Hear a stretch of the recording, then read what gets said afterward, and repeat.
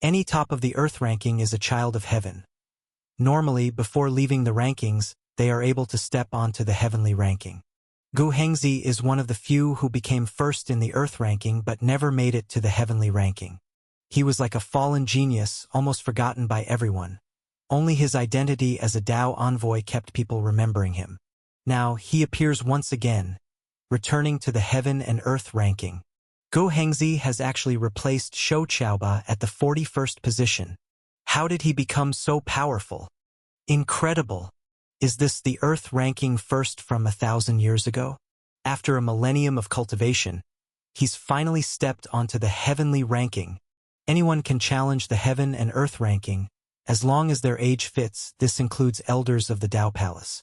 Actually, everyone knows Gu Hengzi is formidable. After all, he's in the inquiring Tao phase, stronger than the majority present.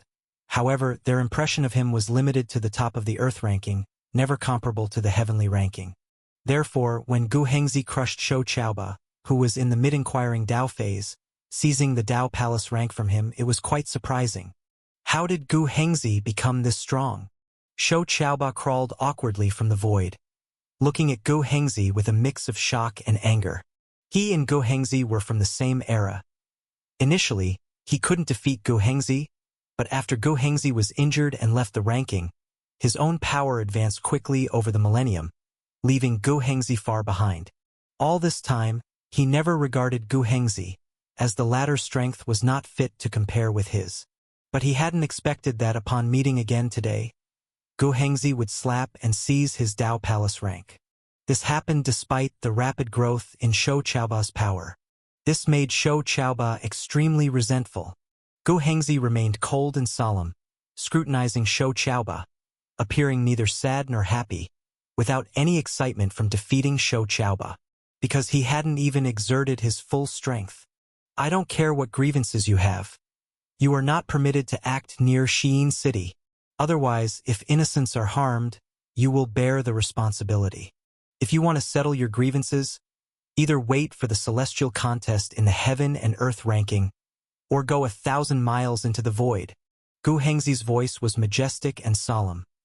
Even though he has stepped onto the heavenly ranking, he still represents the stance of the Tao Palace, appearing here to maintain order, because too many outsiders are near Xiyin City. If these heaven and earth ranking experts act recklessly, not only would chaos ensue, but those weak in power would be implicated, which would ruin the Tao Palace's reputation. Thus no private fights are allowed outside Xiyin City. Shou Qiaoba looked at Gu Hengzi reluctantly, but dared not say anything further. He had been carried away by his comprehension of the Tao Stone and growth in power, neglecting the rules of Xiyin City. Currently, Gu Hengzi stood on justified ground, with inexplicably higher strength than his. Shou Qiaoba, as unwilling as he was, could only swallow this resentment. The only consolation is Shou Qiaoba has not dropped from the ranking. At least he defeated Mo Chioza, whose Tao Palace rank had just vanished, only for Mo Chioza's mark to land on him, leaving him still as the 49th on the heavenly ranking. While Mo Chioza faced misfortune, not only heavily injured but also inexplicably plummeting from the heavenly ranking.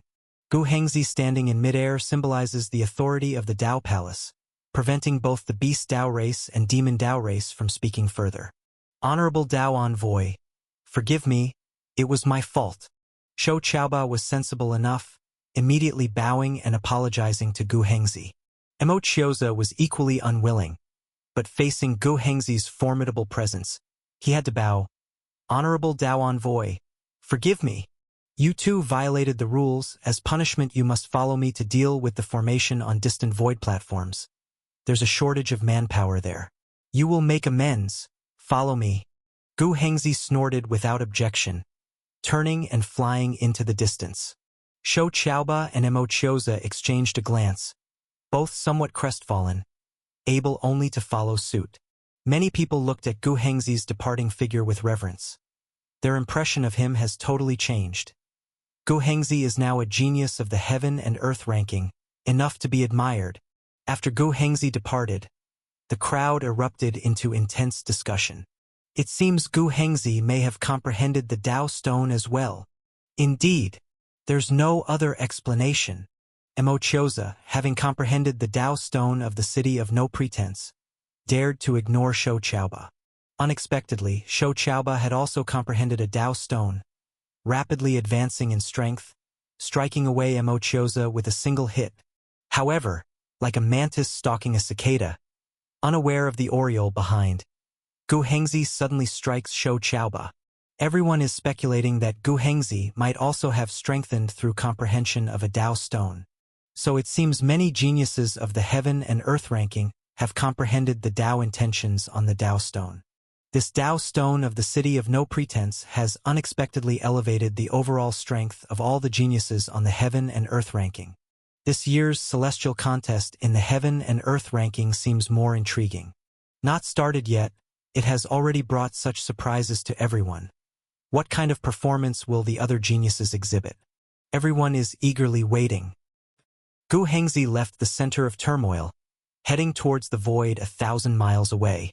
The celestial contest in the heaven and earth ranking, although held in Xi'an City, indeed the battle locations are in the void tens of thousands of miles away, merely projected back here through formations, which require manpower to reinforce. This matter was originally Gu Hengzi's responsibility, but he has now forcibly sent these two people to handle it. Shou Chaoba and Mo Chioza dared not say anything. Fortunately, they also understood that maintaining this arena formation wasn't a big deal, just a matter of expending some spiritual power, nothing too delaying. However, just as the three of them were flying, an invisible ripple suddenly appeared in the void ahead, sweeping the three of them in at once. Who dares to be presumptuous here? Shou Chaoba was still brooding over the loss of his ranking, and seeing someone causing them trouble, he immediately became irritated. Oh, aren't these the three heavenly ranking experts? Li Qianluo, sitting on a stone in the void, looked at the three in front of him with a smile. Who are you? Mo Chioza shouted. Us? Don't you see the genius beside me? The renowned first on the earth ranking troublemaker. Li Qianluo pointed to Xiang Beifei standing beside him. First on the earth ranking troublemaker? Mo Chioza and Shou Chaoba both frowned. Of course, they knew who the first on the earth ranking was, the genius of the Broken Tao race, widely rumored, mysterious and elusive. Even the heavenly ranking experts knew. But soon, Shou Chaoba sneered contemptuously. The first on the earth ranking is nothing. How dare you be arrogant in front of us? Are you blind? Don't you know our status? The first on the earth ranking, in the eyes of heavenly ranking experts, isn't even worthy to tie their shoelaces. Mo Chioza, who still harbored resentment with nowhere to vent, sneered when he saw the first on the earth ranking causing trouble. The three of us are heavenly ranking experts, and you dare to shout and scream in front of us? He turned around and respectfully looked at Gu Hengzi, asking, Honorable Tao Envoy, is it okay for me to take action here? Mo Chioza was squeezed out of the heavenly ranking earlier, and his name wasn't on the earth ranking either.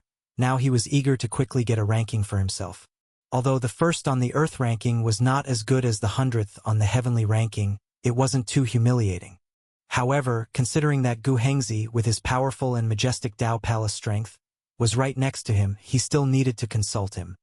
Mo Chioza originally thought Gu Hengzi would not care about this matter, but when he saw Gu Hengzi's expression, he realized something was wrong. When Gu Hengzi saw Xiang Beifei, his majestic face suddenly showed a trace of fear. Greetings, Your Excellency. Gu Hengzi fearfully knelt down, saluting Xiang Beifei, even kowtowing. What? Mo Chioza's eyes almost popped out. Gu Hengzi actually kneeling to the first on the earth ranking? Did he see that right? It must be known that Gu Hengzi was now ranked 41st on the heavenly ranking, with strength reaching mid-stage inquiring Tao. The first on the earth ranking seemed formidable to outsiders, but to those who had been on the heavenly ranking, it was just a speck of dust. Even if Gu Hengzi hadn't reached the heavenly ranking, with his status as a Tao envoy, everyone on the earth ranking would have to salute him. But how could Mo Chioza have thought that the once domineering and fierce Gu Hengzi, upon seeing the first on the earth ranking, would instead directly kneel? At this moment, he stood in stark contrast to the majestic and powerful heavenly ranking expert image from before. Gu Hengzi looked like a loyal old servant beside Xiang Beifei, kneeling on the ground, even trembling slightly, afraid of angering the young man standing in front of him. Why would Gu Hengzi give him such a grand salute? Shou Chaoba was also dumbfounded. Wasn't he the one who had slapped him flying just now? Why was he kneeling to someone on the earth ranking? Rise, Xiang Beifei said indifferently. Thank you, Your Excellency. Gu Hengzi hurriedly stood up, but still bent over, not daring to look at Xiang Beifei directly, extremely humble. Mo Chioza and Shou Chaoba were truly puzzled. They still couldn't tell what was so impressive about Xiang Beifei.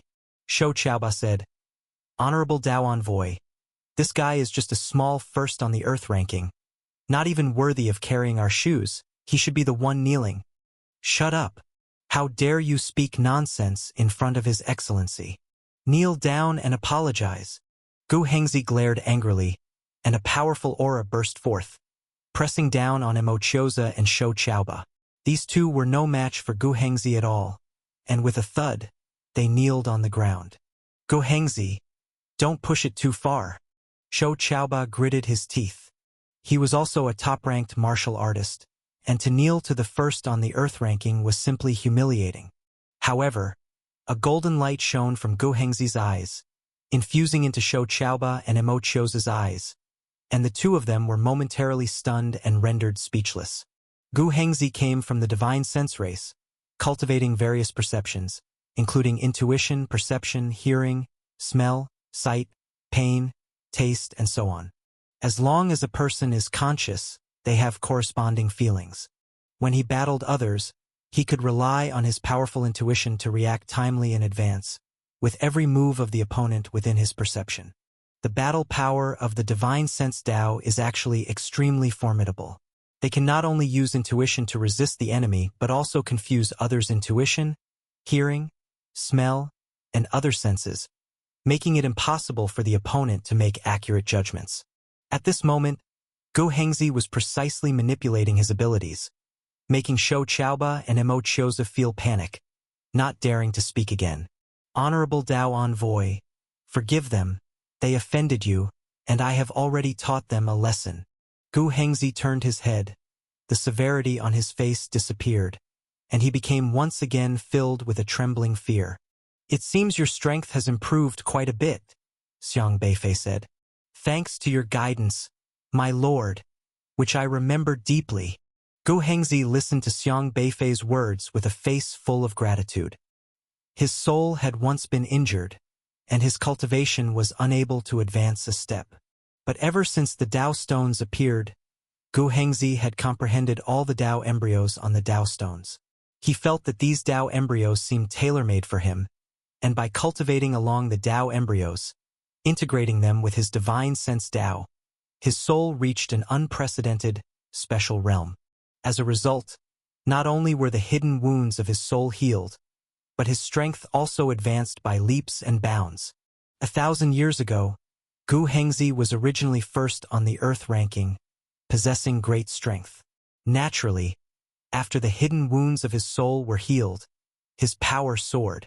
However, cultivating the divine sense Dao by relying on Xiang Beifei's Dao embryos meant that his Dao embryo was completely controlled by Xiang Beifei. Anytime Gu Hengzi sensed something or someone, it would be under Xiang Beifei's control. Even if a member of the demon Dao race was standing right in front, as long as Xiang Beifei controlled it, Gu Hengzi would consider the demon Dao race as the human race. And now, in Gu Hengzi's perception, he clearly knew that Xiang Beifei was the owner of the Dao stones and also a master with unfathomable cultivation in the ancestral Dao realm. In front of this mighty force, he willingly submitted, seeking guidance from the ancestral Dao realm master. Shou Chaoba and Mo Chioza were stunned, listening to Gu Hengzi say that his strength had dramatically increased thanks to the first of the earth ranking.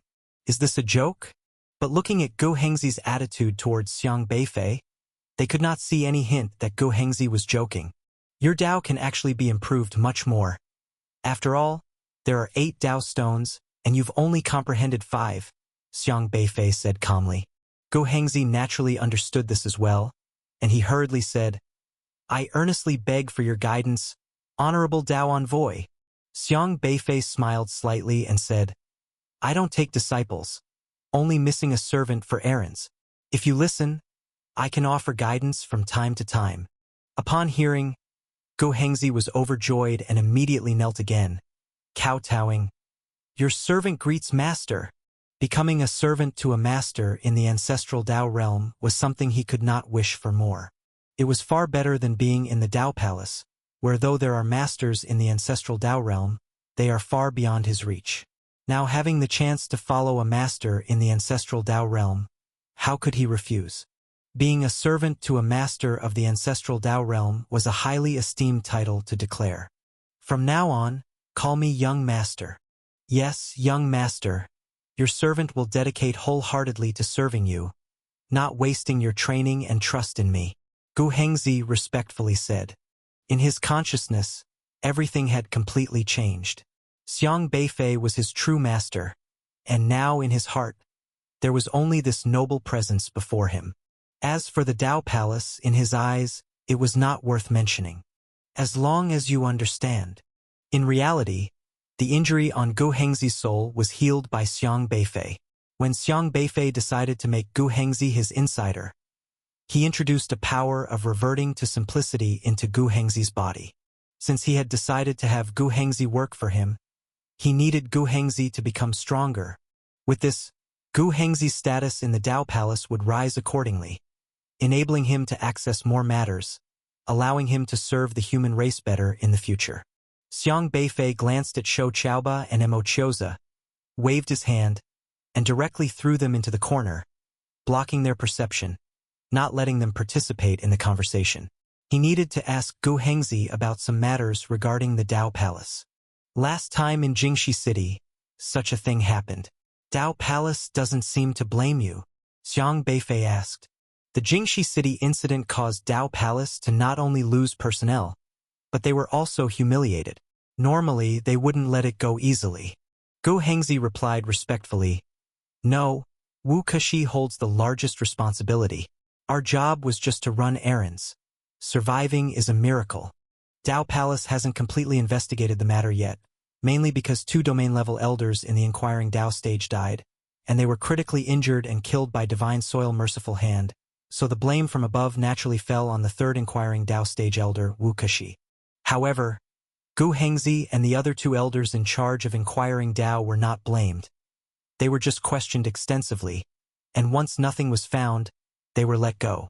In the eyes of Dao Palace, if 2 out of the 3 leaders in the Inquiring Dao stage died, the opponent must be very powerful, certainly an expert in the Inquiring Dao stage.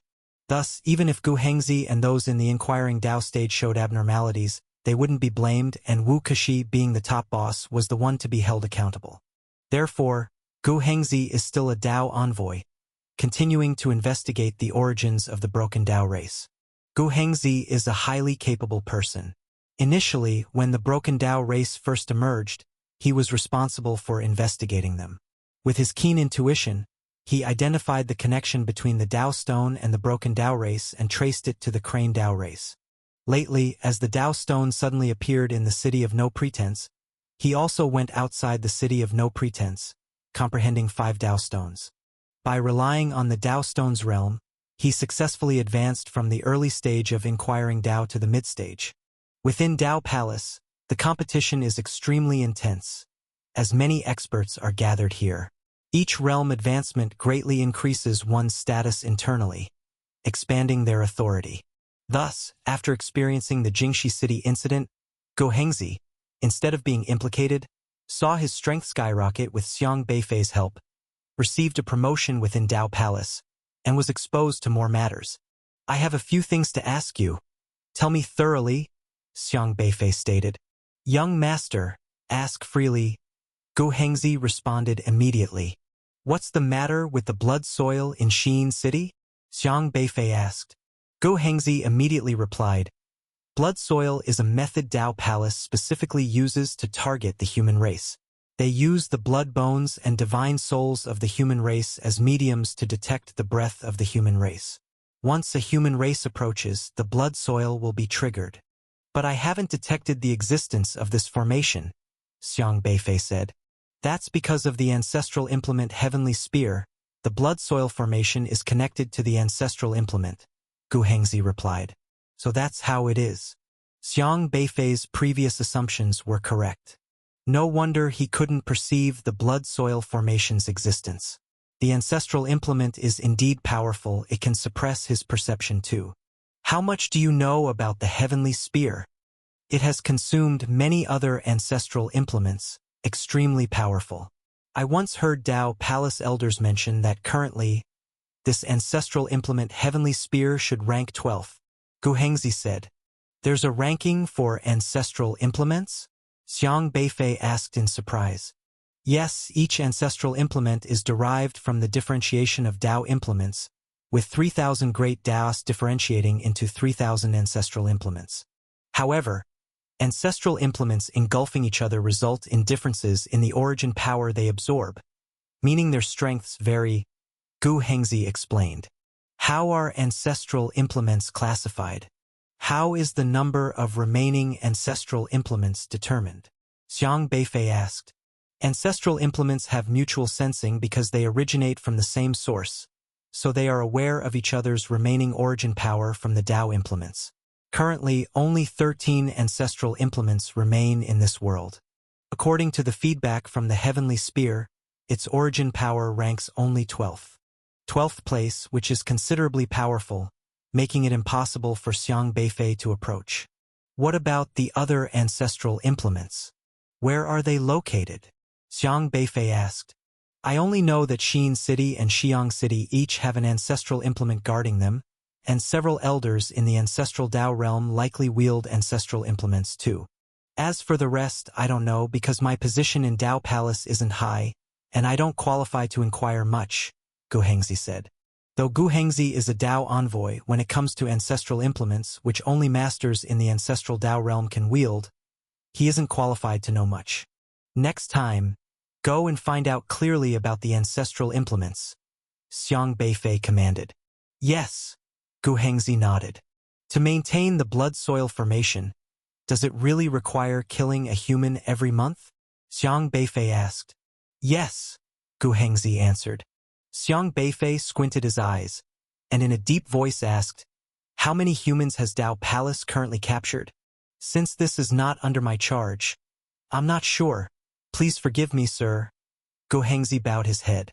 Who is the person in charge? Zhang Yueshing, a domain-level elder specifically responsible for matters related to the blood soil, Gu Hengzi said. A domain-level elder, their cultivation must be at the inquiring Dao stage. I've heard that blood soil is not only used for detecting humans, but also has other purposes. What are they? Xiang Beifei asked. Gu Hengzi shook his head. I don't know, but I have heard that blood soil is meant to nurture the heavenly spear, 5-string qin, and Hui Qi mirror, 3 ancestral implements. These 3 ancestral implements are used to suppress the human race's rise. Suppress the human race's rise? How is that understood? Xiang Beifei asked. It is said that the human race was originally an extremely powerful and terrifying race, inherently evil, unreasonable, without any empathy. They cultivated the heavenly Dao by wantonly slaughtering innocent races to become stronger. So Dao Palace had to intervene with the 3 ancestral implements to suppress them. The significance of the existence of ancestor artifacts is to suppress their origin, sever their roots, and eliminate their possibility of running amok in the edge corner airspace. The high-level officials of the Dao Palace not only delivered this narrative to all races but also instilled it within their own elders, depicting humans as a major threat in the edge corner airspace. Therefore, Gu Hengzi naturally responded this way.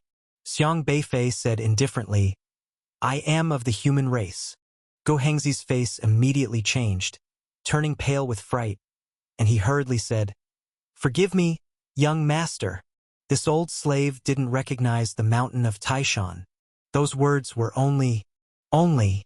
How could he have thought that the person standing in front of him was a powerful figure of the ancestral Dao realm of the human race? Nowadays, he is utterly loyal to Xiang Beifei. Even if it's the human race, he will submit. All right, there's no need to concern yourself with so many trivial matters. Just tell me how the ancestor artifacts suppress the origins of humans? Xiang Beifei asked. Gu Hengzi hesitated, then said, I don't know how exactly it's done, But I heard that these 3 ancestor artifacts firmly control the lifeline of the human race. As long as these 3 ancestor artifacts exist, the human race has no chance of rising. Firmly controlling the lifeline of the human race. What is the lifeline of the human race? Xiang Beifei frowned. A few thoughts flashed through his mind. But it was clear that Gu Hengzi didn't know much. Each elder of the Dao Palace has their own responsibilities, and he dared not inquire about matters outside his duties. If one is of the human race, how can they avoid the detection of the blood soil of the ancestor artifacts? In other words, is there a way for humans to enter Xi'an City? Xiang Beifei asked. Gu Hengzi pondered for a moment, then shook his head, saying, I don't know. Humans entering Xi'an City will surely trigger the blood soil. There might be other methods, but it would require asking Zhang Yuesheng. Asking Zhang Yuesheng is not a simple matter. Experts in the Ascension realm, especially under the current circumstances, would even include experts of the ancestral Dao realm in the city, making any attempt of capture nearly impossible. Xiang Beifei was considering the matter of the human race's lifeline, and Gu Hengzi dared not speak, simply waiting beside him. Li Qianluo asked, By the way, how do we deal with these 2 guys? Are we to kill them or what? She pointed at Shou Chaoba and Mo Chioza, who were tightly restrained by Gu Hengzi. Shou Chaoba and Mo Chioza's hearts skipped a beat, and they were scared out of their wits. They couldn't even handle Gu Hengzi, and Gu Hengzi had become the #1 servant on the Earth ranking, foreboding imminent doom for themselves. Xiang Beifei glanced at them. As long as they understood his Dao embryos, it would be more than sufficient to target their cultivated Dao embryos to defeat them. However, their Dao embryos differed from Gu Hengzi's. Gu Hengzi cultivated the divine sense Dao, which allowed Xiang Beifei to alter perceptions, whereas Shou Chaoba and Mo Chioza cultivated the beast Dao and the demon Dao, making direct influence over thoughts more troublesome. A system interface appeared in front of Xiang Beifei. Dao Master, Xiang Beifei, Dao Level, Subtle Influence, Realm, Late Inquiry Dao Realm. The human race is not an evil race but a race persecuted by the Dao Palace. The Dao Palace even sacrifices all races to unlock Rush's relics, the Dian Jinsho, gathering souls. This is something you must remember. Xiang Beifei forcibly imparted the truth to Shou Chaoba and Mo Chioza, subtly influencing their perception. Yes, I understand. Shou Chaoba and Mo Chioza nodded simultaneously. From now on, when you encounter the human race, do not harbor hostility. If humans are in distress, provide assistance as much as possible. Xiang Beifei continued. Understood. Shou Chaoba and Mo Chioza looked at Xiang Beifei again with utmost respect. The Dao Palace is truly your enemy. Yes, the Dao Palace is the enemy. Both Shou Chaoba and Mo Chioza's eyes flared with endless anger when mentioning the Dao Palace. Xiang Beifei continued, but do not reveal it as much as possible. As long as you cannot resist the Dao Palace, you must pretend until the human race rises, then stand by their side. Yes, only then did the 2 restrain their animosity towards the Dao Palace. However, under the subtle influence of Xiang Beifei, their impression of the Dao Palace deteriorated rapidly, while their goodwill toward the human race increased dramatically. Xiang Beifei then turned to Gu Hengzi and said, I demonstrated for you. You should understand what to do from now on, right? Gu Hengzi took the hint and immediately said, I understand. From now on, this old slave will use his abilities to correct every race's prejudice against the human race and let them understand the true nature of the Dao Palace. He could also forcibly alter others' perceptions through the divine sense Dao. That's good. And you don't need to refer to yourself as old slave anymore. Just understand your identity and speak accordingly, Xiang Beifei said. Yes, Gu Hengzi responded. Xiang Beifei pondered for a moment. He extended his hand, and a mystical Dao embryo appeared as light at his fingertip. With another flick, the Dao embryo entered Gu Hengzi's forehead. Continue to comprehend this Dao embryo. I have specially deduced it according to your Dao embryo, and it will greatly assist your cultivation. The Dao embryo entered his mind. immediately connecting with Gu Hengzi's divine sense Dao. Gu Hengzi raised his head, feeling the new Dao embryo in his mind, with growing astonishment in his eyes. This was an entirely new Dao embryo, more unique than the Dao embryos of the 5 Dao stones in the city of No Pretense, an upgraded version that perfectly aligned with his Dao embryo. This I don't know how to repay you. Thank you. Thank you, young master. Gu Hengzi was so grateful that he was incoherent and was about to bow again. But Xiang Beifei stopped him. All right, no need for formalities. Just focus on enhancing your cultivation level. Xiang Beifei needed talents like Gu Hengzi. With the cultivation of the divine sense Dao, he could control others' perceptions, and being an elder of the Dao Palace, he had status and connections with various races. He could serve as an envoy to convey the image of the human race to all races, turning them to support the human race. Gu Hengzi was deeply moved. 1,000 years ago, unable to step onto the heavenly ranking, he joined the Dao Palace to work for them, hoping for the favor and guidance of the formidable ancestral Dao realm experts of the Dao Palace. However, those at the ancestral Dao realm were so lofty that they paid no attention to small figures like him. He never expected to find backing outside the Dao Palace, and now he was utterly loyal to Xiang Beifei, with no divided heart. You all go about your tasks. I'll find you if anything arises. Yes. Gu Hengzi said no more and immediately left with Shou Qiaoba and Mo Chioza. What do you think the lifeline suppressed by the ancestor artifacts of the human race is? Xiaohe asked. Li Qianluo, holding her chin, said, Isn't it obvious? Why do all races submit to the Dao Palace? The reason lies in the Dao Palace's control over the lifeline. Thus, the lifeline of the human race is self-evident. Xiang Beifei nodded slightly. Indeed, it should be something the human race has been searching for. The human race currently has enough members in the Ascension Realm, Inquiry Dao Realm, and Immortal Realm to proudly stand among the strongest. Especially figures like Luo Shanyu and Li Qianluo, who could all be ranked in the Heaven and Earth ranking. Races like the Demon Dao race and the Beast Dao race have to give way. Yet the human race continues to live in great difficulty. The reason for this is that they are wanted and cannot use breath soil, which almost led to their extinction. However, they previously had enough to rival breath soil. That is to say, the lifeline of the human race suppressed by the ancestor artifacts is most likely the mustard seed in palm. Mustard seed in palm is the foundation of the human race's rise. If the human race intends to establish itself in the Edge Corner airspace and possess the capital to oppose the Dao Palace, they must retrieve their own mustard seed in palm. Xiang Beifei is currently unable to fully determine whether the 3 major ancestral artifacts of the Dao Palace are suppressing the mustard seed in palm. He needs to investigate thoroughly. However, how to sneak into the city has become a problem, as the blood soil formation is too bizarre, and he cannot guarantee that the ancestral artifact won't discover him. In other instances, he might try to enter, but having encountered a master in the ancestral Dao realm, he chose caution.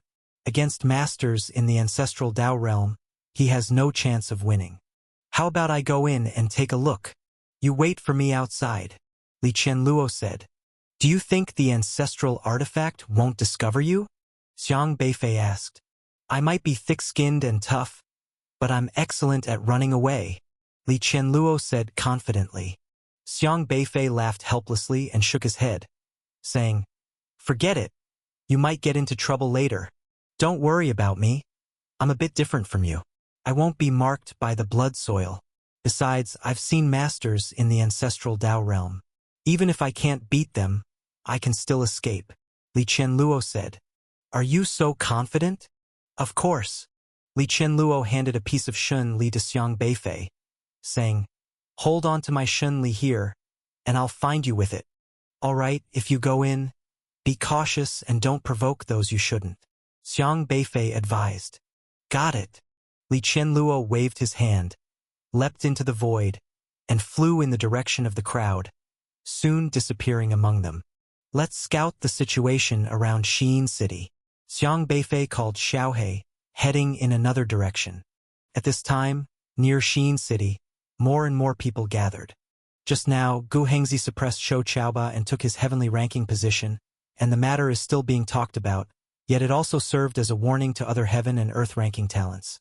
Despite past enmities, no one dared to act rashly. Therefore, outside Xi'an City, although there were many people, they maintained orderliness, each taking out their own breath soil as resting points, keeping to a distance of about 10 meters from one another. The idea of occupying the surrounding 1,000-meter void to prevent other races from approaching was unrealistic. The talents on the heaven and earth ranking had successively arrived at the scene. Those who could be on the heaven and earth ranking were all elites of their respective races, accompanied by elders for protection. Those talents who preferred to keep a low profile would mix among the crowd, casually finding a spot to rest, hiding their abilities to the best of their efforts until the battle started. Those who loved showing off would fly over the crowd without any attempt to hide, eager for everyone to notice their presence. As spectators, naturally, people favored those talents who loved to show off. They came to see the talents, keen to know about their current status. That's Long Zaiyan, ranked 89th on the heavenly ranking, a genius of the Dragon Dao race. Just a month ago, he defeated Shi Wuhui of the Serpent Dao race, replacing his rank. 300 years immortal, 900 years inquiring Dao. According to a little-known source, this Long Zaiyan has comprehended the Dao embryos of the divine dragon Dao from a Dao stone and is already transforming into a divine dragon. The legendary divine dragon clan? They are the ancestors of all beasts. The dragon Dao race is purely born with a silver spoon. Just like the phoenix is the king of bird Dao, the divine dragon is also the ancestor of beast Dao.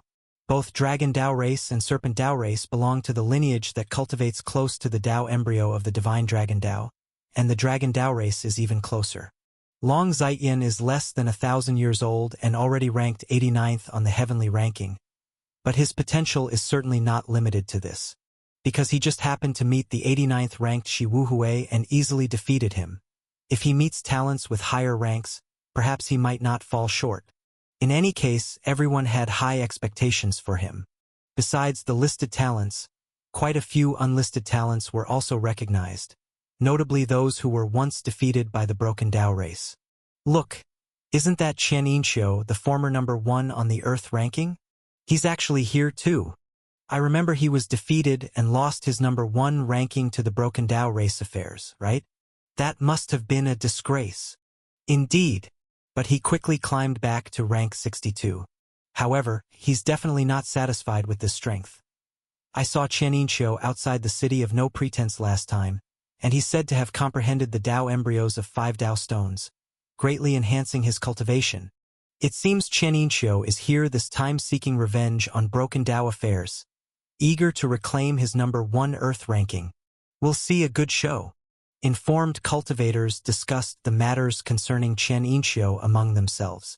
As for Chen Yinxiu in the crowd, of course, he heard everyone's discussions, sweeping a proud glance around, wanting to find the whereabouts of the Broken Dao affairs. But he was unsuccessful, as last time he didn't even know how he was defeated, and what shamed him the most was not having seen Broken Dao's true form yet being struck senselessly. Humph. Number 1. My goal this time is not merely the number 1 Earth ranking. Chen Yinxiu coldly snorted, disdain rising in his heart.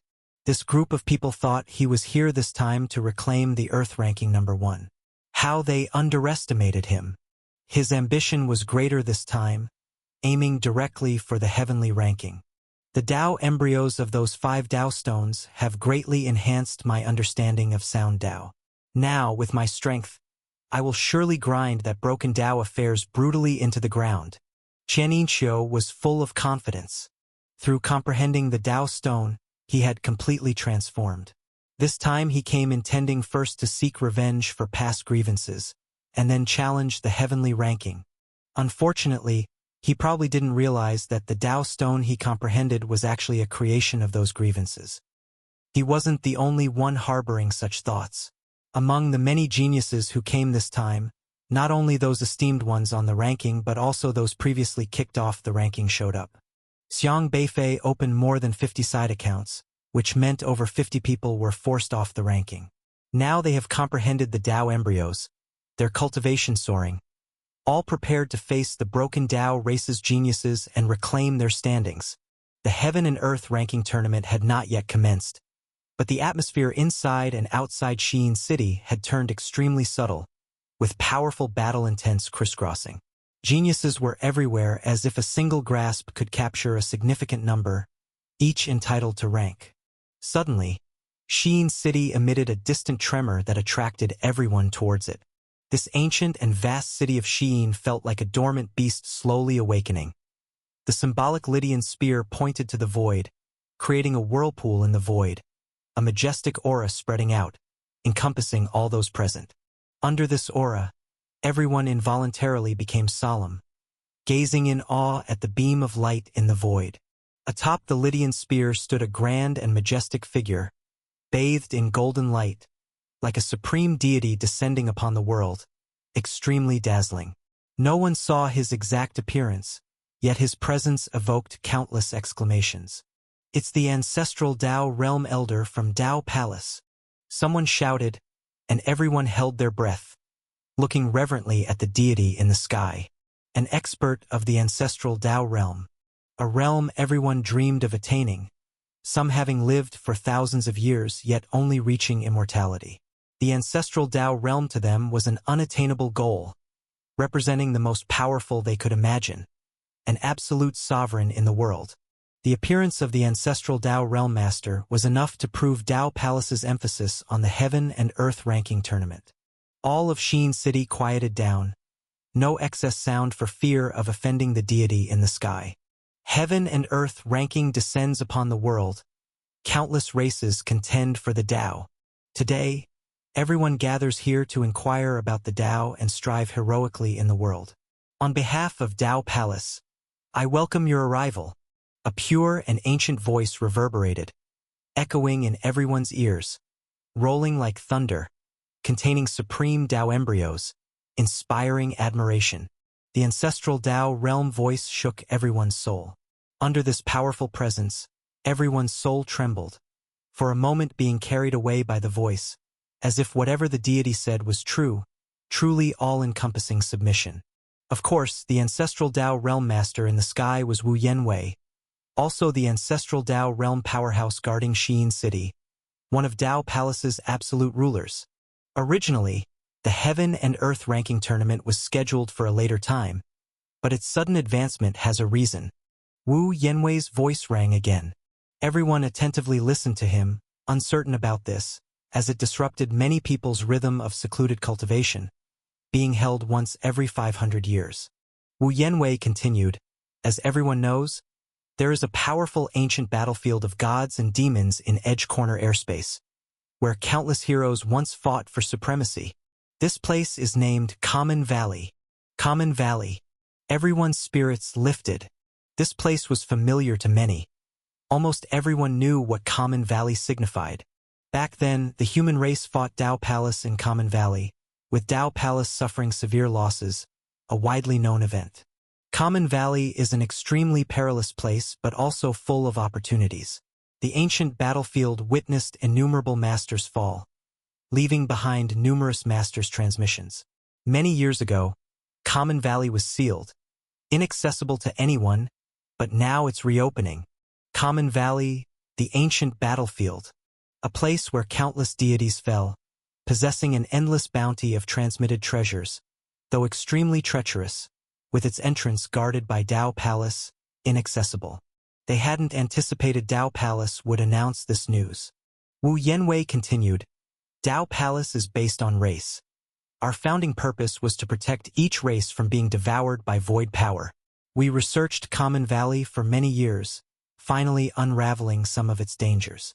However, Common Valley is a battlefield of myriad races, entombing races' great powers, your ancestors." He paused, then continued, "After Tao Palace resolved the outer dangers of Common Valley, we've decided to allow capable geniuses to enter Common Valley and seek the transmissions belonging to your ancestors. Ancestors' transmissions." Eyes from myriad races became fervent.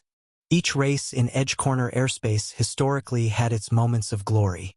Tracing back to ancient times, nearly every race had powerful ancestral Tao realm masters. These ancestral Tao realm masters were each race's amulet, protecting and advancing them. Yet over time, Edge Corner airspace underwent drastic changes. Constant wars, countless race masters fell.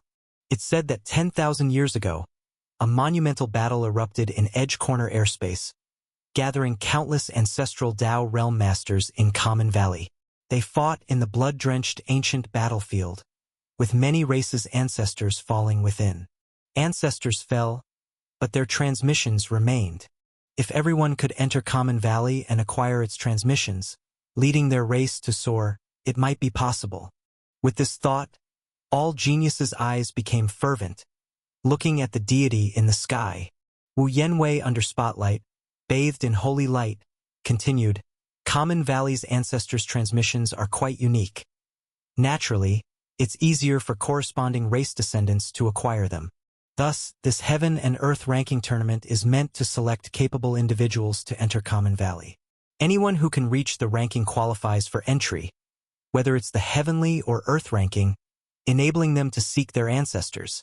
Wu Yenwei's words reached this point. Many seemed eager, wishing to rush into Common Valley immediately to witness firsthand the ancient battlefield. The Heaven and Earth ranking tournament will officially commence in 12 hours. Please prepare for challenges and being challenged, confirm your rankings, and acquire the qualifications to enter Common Valley. Wu Yenwei waved in the void, with golden glows sparking and scattering like brilliant fireworks. As the glow faded, Wu Yenwei's deity-like figure vanished from the void. After his disappearance, everyone felt the pressure lifting, that mighty aura having left them with lingering fear. But soon many became excited. Ancestors' transmissions in Common Valley. Such an encounter might never be available again. In the distant void, Xiang Beifei's expression became slightly grave. Common Valley, a place he long yearned to visit. Since he initially promised Luo Shanyu to take responsibility for the human race's safety, his plan was shelved. Unexpectedly, Dao Palace would open up Common Valley for entry. Feifei, why would Dao Palace think to open Common Valley? Xiaohe asked, scratching his chin. They wouldn't be so kind-hearted. Xiang Beifei replied. Xiaohe nodded. Right, I think so too. They can create Russia's remnant to lure myriad races to die. Gather Dian Jinsho spirits. There must be deceit. To acquire Russia's remnant, they could execute a plan lasting 10,000 years, attracting numerous race experts to perish in Russia's remnant. With Dao Palace's methods, if Common Valley truly held various races' ancestors' transmissions, Dao Palace would surely claim them for itself. Xiaohe understood this reasoning. He scratched his hand, again looking at Xiang Beifei. So here comes the question, are you going or not? To go or not to go, that is the question. Without saying, we know this matter is far from simple. The Dao Palace suddenly opening Common Valley cannot possibly be a generous wish for everyone to receive inheritance. They must be plotting something. However, Common Valley is the place Xiang Beifei has always wanted to uncover. His grandfather met with an accident there, and his parents went missing while searching for answers. This place is not one he can go to just because he wants to. Although it's unclear what the Dao Palace is scheming, this might be an opportunity for Xiang Beifei to find out about his family. Should he take this risk? Xiang Beifei is still pondering. Aside from him, the other races are unaware of these details. They are extremely eager about entering Common Valley and even quite excited. 100,000 years ago, Common Valley was a great battlefield. Masters of the ancestral Dao realm battled there, and many ancestors from various races never returned. If they could retrieve their ancestors' inheritance, it would greatly aid in strengthening their race. This time, I am determined to conquer the Heaven and Earth ranking. Our Qixia race ancestors once had an ancestral Dao realm ancestor who was said to have fallen in Common Valley. The elder took an ancestral weapon of ours with him back then. I must bring it back. The ancestors' inheritance. Everyone on the Heaven and Earth ranking can go in. Erden, you must bring glory to our Elixir Dao race. With the Heaven and Earth ranking competition starting in 12 hours and Common Valley as the target, all races began scheming. They needed to start selecting opponents, exchanging information, and assessing which soft targets could be displaced for a higher rank. Outside Sheen City, the atmosphere became subtle. Regarding racial inheritance, everyone took it seriously. Previously friendly and allied races were now consciously or unconsciously separating, regarding each other as potential competitors. Xiang Beifei wandered outside the city for 3 hours, observing both the Dao Palace's situation and the various races. For him, getting on the ranking is not difficult. Almost all geniuses on the Heaven and Earth ranking have been to the city of no pretense to comprehend his Dao embryo. These so-called geniuses are effortlessly crushed before him. Even without relying on Dao embryos, his late-stage inquiring Dao power is more than enough to overwhelm a bunch of geniuses. However, the Heaven and Earth ranking is clearly not his primary goal. He was studying a map given to him by Gu Hengzi. It was a detailed layout of Sheen City and Xiang City, meticulously drawing every post and street line. Gu Hengzi marked all the formation defenses he knew of, but there were places even he had no access to. Those were domain-level areas only accessible to Dao Palace elders, centered around the Litian Spear, which ordinary Dao Palace elders could not approach. He memorized these routes while gazing at the center of the Litian Spear, contemplating. At this moment, Xiang Beifei suddenly sensed something and immediately flew to another corner of the void, where Li Qianluo was peeking around. Seeing Xiang Beifei, she immediately flew over. "How's it going?" Xiang Beifei asked. "I just entered Sheen City and took a little tour with Gu Hengzi, getting close to the ancestral weapon Litian Spear and wandered around there." Li Qianluo lowered her voice. "Any discoveries?" "Indeed. I felt the presence of blood soil. That blood soil is buried beneath the ancestral weapon. It's a strange feeling, hard to describe, but you were right not to enter because the blood soil under the ancestral weapon can indeed recognize you," Li Qianluo said with a serious face. "Sister Li, how are you sure?" Xiaohe asked incredulously. "The ancestral weapon constantly protects the entire Sheen City. It doesn't rely on aura recognition, meaning even disguising your aura doesn't work because it uses heavenly Dao perception," Li Qianluo said. "Heavenly Dao perception? You mean it recognizes through the heavenly Dao that others practice?" Xiang Beifei asked. "Yes, whatever heavenly Dao you practice, the moment you enter the formation, the ancestral weapon perceives it. Almost all races have their own Dao embryo, but the human race doesn't have a Dao embryo." Xiaohe interjected. "Doesn't the human race practice human Dao?" "It's not understood like that. Let me put it another way. If it's a person from Zhuzhou, isn't there a system? That system is their Dao embryo. But the human race from Edge Corner Airspace chooses to sever the Dao, so they practically have no Dao embryo." Li Qianluo, resting her chin on her hand, continued to explain. "Although the human race practices human Dao, how to put it? Human Dao is more like an invisible Dao embryo." Xiang Beifei nodded thoughtfully. Indeed, he couldn't see the system interface of humans from Edge Corner Airspace, only snowflakes. Xiaohe suddenly realized. So if it's someone from Zhuzhou, they won't be detected. But the native human race from Edge Corner Airspace who has severed the Dao will definitely be discovered? Yes, that's basically it. An ancestral weapon is equivalent to mastering a heavenly Dao. The Litian Spear has possibly devoured countless other ancestral weapons, but I cannot be sure how many heavenly Daos it ultimately controls. However, it can definitely distinguish those without a heavenly Dao," Li Qianluo said. Xiang Beifei said, "So as long as I ensure I have a definite Dao embryo, I can infiltrate Sheen City?" "Yes, I think that's about right," Li Qianluo nodded. "Sister Li knows so much," Xiaohe said. "Of course. Don't you know who I am?" Li Qianluo chuckled. "Who are you?" Xiaohe asked, puzzled. "I'm naturally a master who combines beauty and wisdom." Li Qianluo flicked her long hair, straightened her body, and posed stylishly. Xiaohe gave a thumbs up in praise, then asked innocently, "But Sister Li, what Dao are you cultivating? I feel your Dao embryo is very rare, almost unheard of in the Edge Corner Airspace. How come the Litian Spear didn't detect you?" Both Xiaohe and Xiang Beifei could see others' Dao embryos. Yet Li Qianluo's Dao embryo had not been clearly manifested, similar to Xiang Beifei. Though Xiaohe speaks in a sweet, harmless voice, this little guy is actually quite clever, always pretending to be naive to gather information. Li Qianluo blinked and said, "Ha! Of course, it's the Li Dao. Anyway, no matter what Dao embryo you have, as long as it's within the Litian Spear's knowledge, it won't bother you." "Your Li Dao is also within the Litian Spear's knowledge?" Xiaohe asked in surprise. "The Dao I cultivate is pretty special. How should I say it? My Dao embryo can transform into others' Dao embryos. Just now I transformed into the bird Dao race to enter." Li Qianluo pointed above her head. Her spirit trembled slightly, transforming into a giant winged phantom, the spirit of the bird Dao race.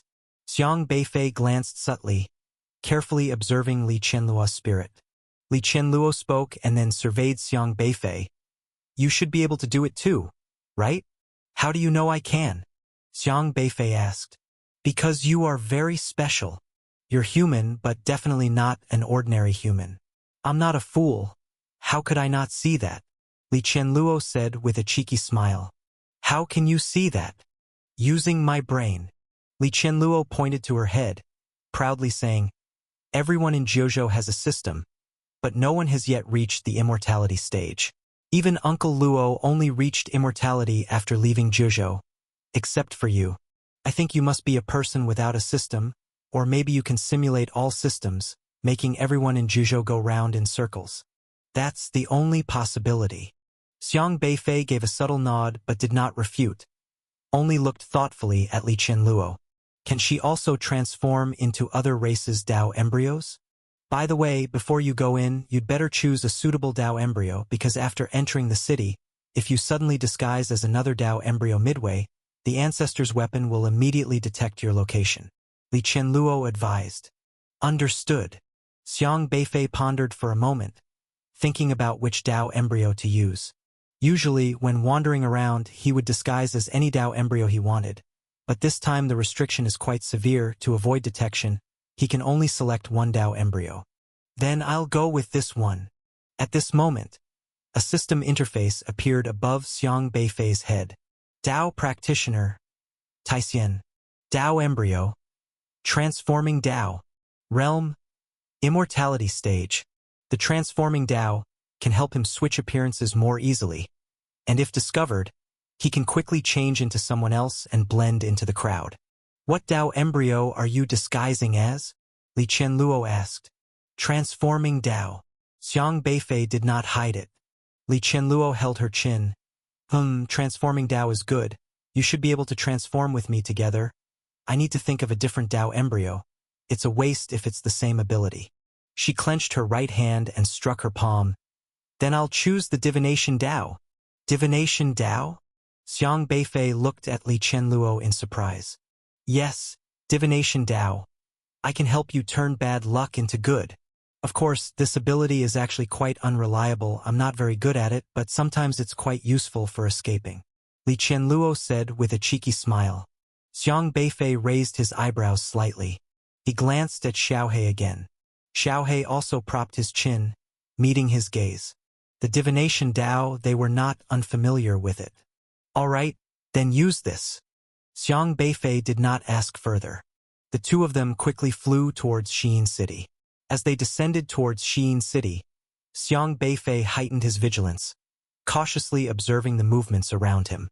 Passing through Xiyin City, he clearly felt an ancient and powerful aura enveloping him, penetrating his soul. Even using his invisibility ability, he couldn't guarantee not being discovered. What a truly formidable ancestral artifact.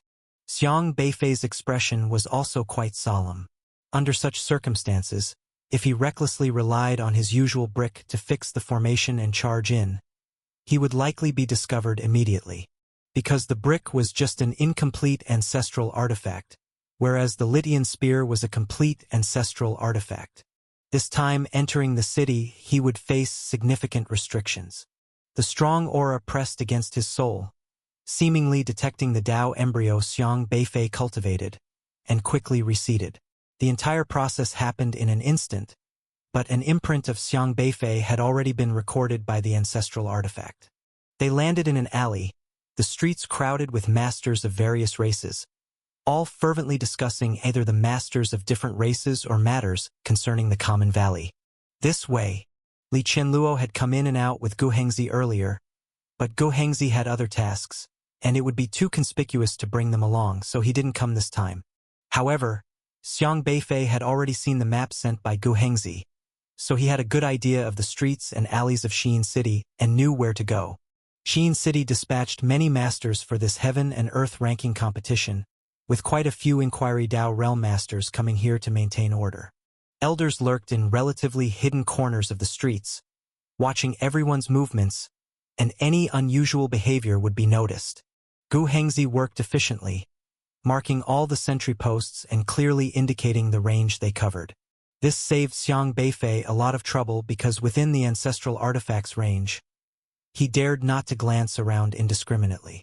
"Are you going to the common valley?" Li Qianluo had also heard those words in the city just now. Wu Yanwei was speaking so loudly that even a deaf person could hear.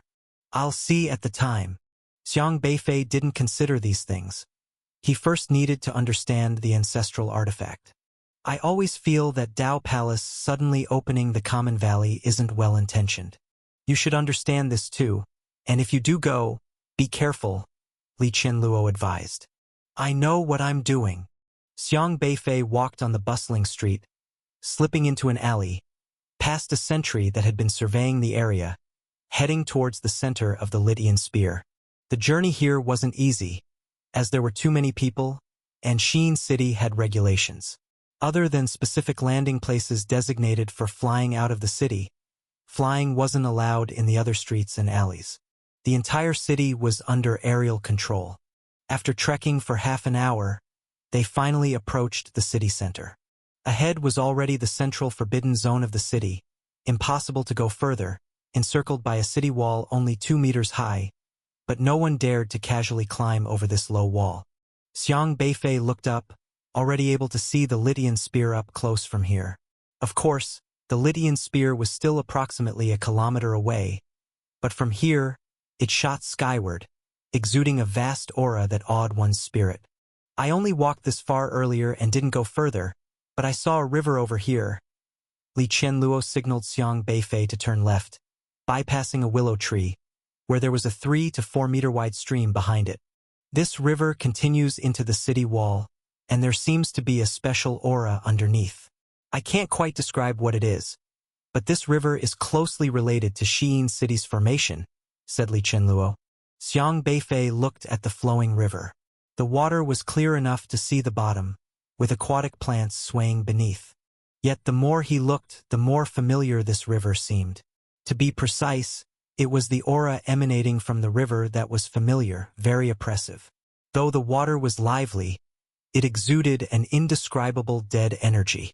This wasn't the Ruishui River, nor was it any other river he had seen before. Xiang Beifei and Xiaohe suddenly exchanged glances, surprised. "Feifei, am I seeing things?" Xiaohe asked. "It should be right. I didn't expect the source to be here," Xiang Beifei said in a deep voice. "The river water here is quite peculiar. Although the flow appears to be lively, it lacks any vitality. Each wave seems very stiff, as if deliberately disguised." Xiang Beifei stared at the river, his brow furrowing deeper. "What are you talking about? What source?" Li Qianluo asked, puzzled. "The Netherworld. Have you heard of it?" "The Netherworld? Oh, you mean the one from the moon god race?" Li Qianluo asked. "It seems there is nothing she doesn't know." "Yes," Xiang Beifei replied. "What connections do you have with the moon god race?" Li Qianluo asked again. "Quite significant connections," Xiang Beifei slowly said. The moon god race, which Xiang Beifei had always referred to as the meat-winged monster, initially reared humans in Changpan Valley, allowing them to cultivate to the meridian opening stage, then brutally killing humans and using them as eggshells for their race's incubation. All the meat-winged monsters need a body vessel. They sacrifice humans upon reaching adulthood, offering themselves to the Netherworld to gain its power. When Xiang Beifei was in the great desolate realm, he uprooted the meat-winged monsters completely, killing the eternal night demon king and obliterating all meat-winged monsters cleanly. At the time, his method was simple. He just blocked off the source of the netherworld. The water of the netherworld serves as the power source for all meat-winged monsters. Once they sacrifice themselves to the netherworld, if the netherworld's water dries up, they lack power and thus die. Back then, Xiang Beifei hadn't figured out where the water of the netherworld flowed from, as the island only had a portal resembling a spatial teleport, from which the netherworld's water emerged, leading to an unknown destination. Now, he seemed to have an inkling. Though the river water here isn't as murky as the netherworld's water, it seeped in the bloody bones of desolate beasts and human corpses for a long time, eventually turning into the netherworld. If the bloody bones in the netherworld's water were filtered out, the remaining pure water would look exactly like this river water. Have you encountered the netherworld? Xiang Beifei asked. I've heard of it but haven't seen it, Li Qianluo said. This is almost the aura of the netherworld. Xiang Beifei pointed to the clear water below. Li Qianluo examined the flowing water closely. Surprised, Are you sure? Can't be mistaken. I thought the netherworld would at least be yellow? Li Qianluo mumbled. I also didn't get a wife with my wife cake. Makes sense, Li Qianluo realized. We used to swim in the netherworld, Xiaohe said. Amazing. Your skin must be thick. I estimate even experts of the inquiring Dao stage would be corroded. Yet you swam. Li Qianluo was instantly filled with respect. Xiaohe rolled his eyes. Would you be corroded if you jumped in? Not really. Then our skin is equally thick, Xiaohe said. Li Qianluo nodded with a smile. Makes sense. Although in the great desolate realm you weren't at the immortal realm, different from your current state.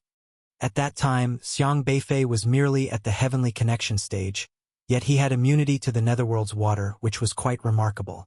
What kind of race is the moon god race in the edge corner airspace? Xiang Beifei asked. Li Qianluo leaned on the railing by the river, pondered for a moment and said, They are loyal followers of the Dao Palace. You can think of them as lackeys, apparently doing something specific for the Dao Palace, but I'm not too clear. You'd need to ask Gu Hengzi. But now Gu Hengzi isn't around. He's outside maintaining order, doing assignments from the Dao Palace, and can't leave his post. Otherwise, it would attract the Dao Palace's notice. Xiang Beifei looked at the nearby border wall, wanting further investigation into the relationship between the ancestral artifact and the bloody soil. He had to find a way to get inside the wall, but the area was heavily guarded, and he couldn't use direct force. He hadn't figured out how to enter. Li Qianluo pointed to the end of the river and said, This river water flows straight into the inner part of the wall. There's a small hole there, but the water is highly corrosive and very strange. Watch. She picked up a willow leaf from the ground and threw it into the river. As soon as the leaf landed on the surface, the jumping water seemed to extend tiny tentacles, grasping the leaf and dragging it underwater. Plop! The willow leaf was instantly shredded by the river, leaving only clusters of bubbles, and the leaf's debris was carried by the flow to the hole beneath the wall, disappearing inside. You want us to go in through the river water? Xiaohe asked. Otherwise, we can't climb the wall. Once we do, countless eyes will catch us instantly. You said it yourself, our skin is thick enough. Diving into the river should be fine, Li Qianluo said. Climbing the wall would be discovered. Are you sure diving into the river won't be? Xiaohe pointed to the surrounding sentries. Li Qianluo said, Anyway, I haven't found any other paths. The wall doesn't even have a door. This river water is the only path to get inside, and it won't activate the wall's formation. Xiang Beifei walked around the wall, which was crowded with many people outside. Noisy, but walking back and forth wouldn't attract much attention. Just as Li Qianluo had said, this wall, only 2 meters high, indeed didn't have a door, presented as an octagon like a bagua array, with river water flowing into a small opening at each corner. The water flows out from the bagua wall into the dark passage, like a sewer spanning the entirety of Xiyin City, creating a cycle. In other words, The original arrangement of this clear Ruishui River is a special formation. The formation is extremely powerful on a different level compared to the Ruishui River of the Great Desolate Realm. Even Ascension Realm experts would be torn apart if they fell into it. Of course, for those with thick skin like Xiang Beifei, the Ruishui water is just a decoration. After all, no matter how formidable this Ruishui is, it's not as formidable as the weak water, which he is confident in handling. However, openly jumping into the river is impossible, as the Dao Palace guards are not blind. This river runs through the entire Xi'an city. Jumping directly into the river won't work. We can wait until the Heaven and Earth Rankings competition begins. Most will be drawn away by the contests. Then we find an opportunity to sneak in, Xiang Beifei said. That's the only way, Li Qianluo said. They found a place to settle, which wasn't easy because there is rarely any space big enough to accommodate them. On regular days, Xi'an City is an open city, except for the central Bagua Wall which cannot be entered. Other places are no different from ordinary cities. There are various business buildings, inns, herbs, talismans, formation shops, and energy stores. Those who can open shops in Xi'an City are almost all deep-rooted large races since the rent is high. Not many can afford it. But these days, with so many people, the business is good, allowing these shops to earn a hefty amount. Xiang Beifei squeezed through the streets. He walked along the water route under the entire city. This water route was not marked by Gu Hengzi. Perhaps even Gu Hengzi wasn't very aware of it. He stopped at the back door of a shop specializing in selling medicinal pills. Below this corner, at about 1 meter beneath the ground, is the place where the Ruishui flows past. He stomped twice, letting the yin and yang source energy quietly spread into the breath soil on the ground, dissolving it away. Although he currently cannot use other systems and brick, woofing ancestral weapon, it doesn't mean he cannot use the abilities from the Spirit Gathering book. Things like yin and yang source energy are still very usable. Confirming that he could break through to the underground river, Xiang Beifei retracted his foot. For now, this is the place. Let's go into the shop first, and wait until the contest starts. All right. Li Qianluo called Xiaohe and entered the shop as well. The pill shop was run by the Elixir Dao race, which is known to be unique. At birth, they are wrapped in a pill shell and need to be thrown by their elders into a pill furnace to be refined for 49 years before breaking out. This race deals with pills their entire life, treating pills like food, and their daily life involves searching for various treasures to refine into pills, either to sell or use themselves. At this moment, the shop was also crowded with customers. Pills that can enhance cultivation are in high demand, such as the Qi-enhancing pill, which can increase one's strength by 10% with just one pill. Don't underestimate this layer. In evenly matched opponents, a 10% increase in strength can definitely give one an advantage. Of course, these pills also have side effects, especially those that enhance cultivation. After 15 minutes of use, one becomes weak for an hour. This means that after consuming a Qi-enhancing pill, if one cannot defeat the opponent within 15 minutes, they will undoubtedly lose. Even so, these pills are in high demand, sought after by countless talents competing for the Heaven and Earth rankings. Having one in the final moment can sometimes lead to an unexpected victory. Now a single Qi-enhancing pill has been inflated to 13 zhong of Earth in price, yet they are still in short supply, selling out as soon as they are stocked. Additionally, 9 Sky Great Supplement Pill, Limitless White Phoenix Pill, and other sacred pills helpful in healing are in high demand, the most popular among them being the Post-Autumn Reckoning Pill. This pill is very peculiar. When suffering a severe injury, taking it allows for immediate recovery. But the cost is that after an hour, the injury will relapse and worse than before. Post-Autumn Reckoning Pill is not exactly a healing sacred medicine. It postpones the injury to a later point in time. Despite this, the pill has sold for 99 zhong of Earth each, and reportedly only 3 have been made, the buyers unknown. In everyone's mind, anyway, securing victory in the contest comes first. Let the injury worsen later. The Heaven and Earth rankings are what matter most. Many people, before the contest begins, come here to buy some pills. The shop was bustling, and Xiang Beifei wandered around, witnessing a myriad of miraculous pills. But gradually he began to sense something wrong. Strange. Xiang Beifei scrutinized the various pills displayed on the shelves, frowning. "What's the matter?" Li Qianluo asked. Xiang Beifei was looking at the counter display. The Elixir Dao Race's store was large, with 3 floors, each floor filled with many miraculous pills. Normally, these pills wouldn't even catch Xiang Beifei's eye, as his return to the original state ability is sufficient to outclass any healing pill. But he saw many familiar pills. Soul Condensing Pills, a pill used to aid in training spiritual power. Qi Controlling Pill, which directly allows one to step into the Qi Controlling realm, beginning their cultivation journey. God Refining Pill, which can help late-stage meridian unlocking experts break through to the God Refining realm. Bone Strengthening Pill, useful for repairing damaged bones. Restoration Pill, can restore one's injuries. Xiang Beifei had seen all these pills before. The first pill he obtained was a Soul Condensing Pill from homeroom teacher Yang Hua.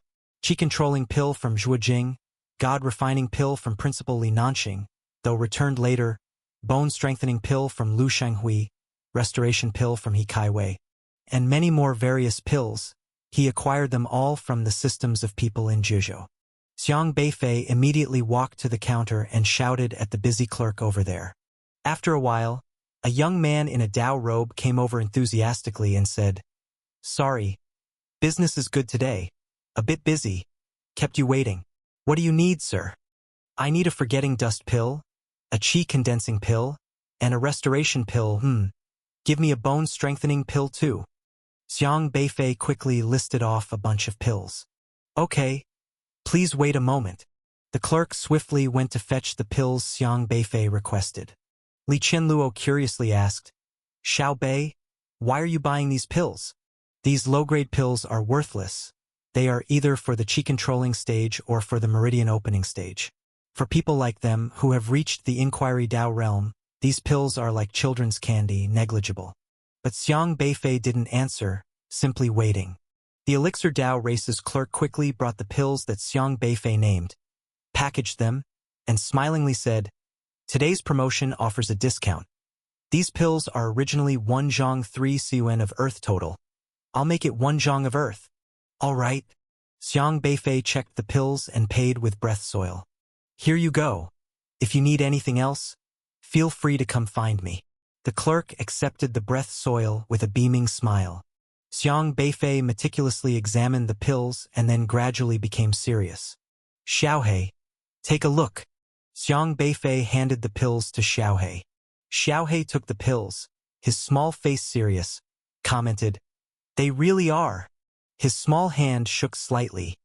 The pills in his hand got refined into a spiritual power crystal. Xiaohei and Xiang Beifei looked at each other, seeing a trace of oddity in each other's eyes. "What are you guys talking about?" Li Qianluo still couldn't understand. But before Xiang Beifei could explain, a clear bell ringing was already coming from outside the shop. Dong! Dong! Dong! The ancient, simple bell sound echoed through all of Xi'an City and spread outside, reaching every genius's ears. Many experts meditating in the void abruptly opened their eyes and simultaneously looked at the heavenly sphere within Xi'an City. The Heaven and Earth Rankings competition has begun. In the sky above Xi'an City, numerous illusory arenas appeared. These arenas were established through special formations, allowing the conditions of each arena to be clearly projected before everyone's eyes. No matter where the audience was outside the field, as long as they looked up, they could see the battles in the sky. What's most impressive is that it's not limited to just one fight. If there are multiple arenas simultaneously, the audience can choose which to watch.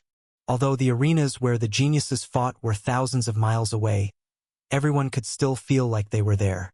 This is the peculiar magic of formation. In an instant, everyone rushed out of their shops, standing on the streets, pointing at the arenas in the sky. The geniuses on the Heaven and Earth ranking were all deciding their challenge targets, and even those not on the list had an opportunity to challenge. Did you hear? The Broken Dao race didn't show up, which means there are 51 fewer people on the Earth ranking. The Broken Dao race didn't come? Did they not get the message?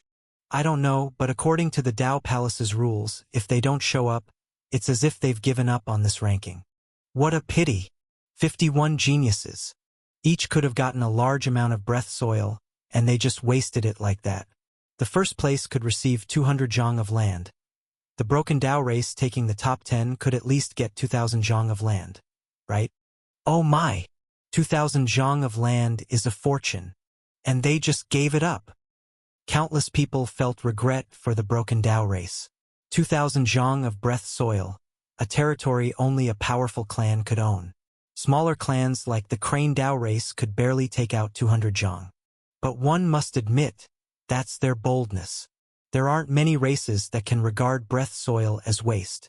Besides marveling at the Broken Dao race's might, they could do nothing. While people were feeling regret, someone up there had already begun a challenge. The 32nd on the Earth ranking challenging the 33rd. The first challenge attracted many people's attention, and everyone was glued to that arena, afraid of missing this extraordinary battle. The battles between geniuses were always anticipated. Let's go while we still can. Xiang Beifei squeezed through the crowd. While everyone was focused on the battle in the arena, they had already reached the side of a wall.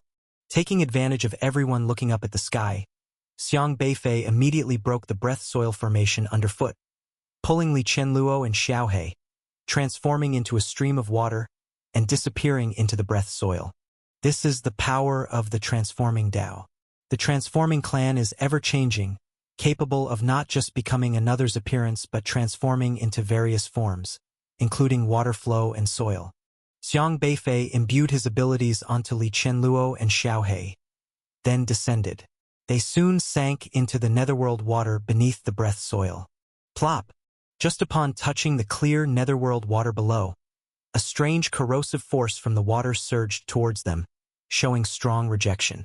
The surrounding water even raised tentacle-like strands, attempting to tear them apart. However, Xiang Beifei's yin and yang source energy quickly transformed, intertwining his aura with the netherworlds. The netherworld water roared along with his current for a moment, then retreated suspiciously, considering his aura as one of its own and ceased its entanglement. This made things much easier. They immediately drifted along the netherworld formation towards the center of the wall. But this drifting process wasn't fast. To avoid being detected by powerful experts outside, they went along with the flow. Fortunately, the netherworld water is cyclical, flowing beneath Xi'an City in a loop and then leaving towards Xi'an City.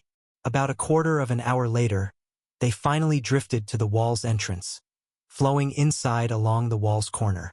At the entrance, there was still a powerful aura sweeping over them, pausing momentarily before letting them pass. Xiang Beifei floated on the surface of the water, calmly observing the situation inside the wall. It was already a completely different scene. A moment ago, in the sky above Xi'an City, looking in here was just a tall palace covered by clouds and mist, ethereal, with faint glimpses of pavilions and towers, like a fairyland. However, after Xiang Beifei truly entered, the situation before his eyes suddenly changed. Red mounds scattered all around, each pile seemingly made of breath soil mixed with flesh, emitting a strong bloody smell, with visible bone fragments vaguely piled inside. In those scarlet breath soil heaps, there seemed to be various painful groans faintly echoing. Most eerily, on these breath soil mounds, peculiar black trees grew, seemingly rooted within the soil, forming into patches of black forests. This scene was as if they had suddenly come from a normal world into a hell on earth. Xiang Beifei and Xiaohe exchanged glances, extremely shocked. "Why are there so many black trees here?" Li Qianluo muttered. Xiang Beifei pondered for a moment before slowly saying, "These black trees are not simple." Li Qianluo asked, "You've seen them before?" "Of course I have, the black trees of Hell Island," Xiaohe said. "What kind of place is Hell Island?" "Back when we were in the Great Desolate Realm, we had fought with the meat-winged monster. At that time, we had blended into Hell Island and blocked the source of their netherworld water. On that island, there were these black trees," Xiaohe explained. "Hell Island Underworld, that incident happened when Xiang Beifei was in the Moon God Palace. The Eternal Night Demon King had imprisoned a large number of Heavenly Realm cultivators on Hell Island, including cultivators from various E-tribes, and at that time, Helian Zhang was among them. The Eternal Night Demon King captured these heavenly realm experts and planted these black trees on them, using their bodies and souls as nourishment to sustain the black trees.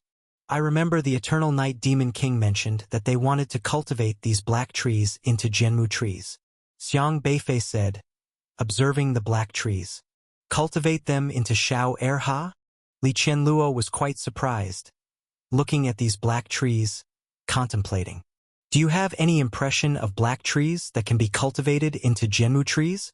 Xiang Beifei asked. Hard to say. I've never seen any remnants of the Zhu-Mang tribe before. Shao Erha should be the only little guy from the Zhu-Mang tribe still alive, and might be the heir, perhaps. Erha is the heir of the Zhu-Mang tribe? Xiang Beifei asked in surprise. Probably? That's my guess. Otherwise, how do you see Shao Erha?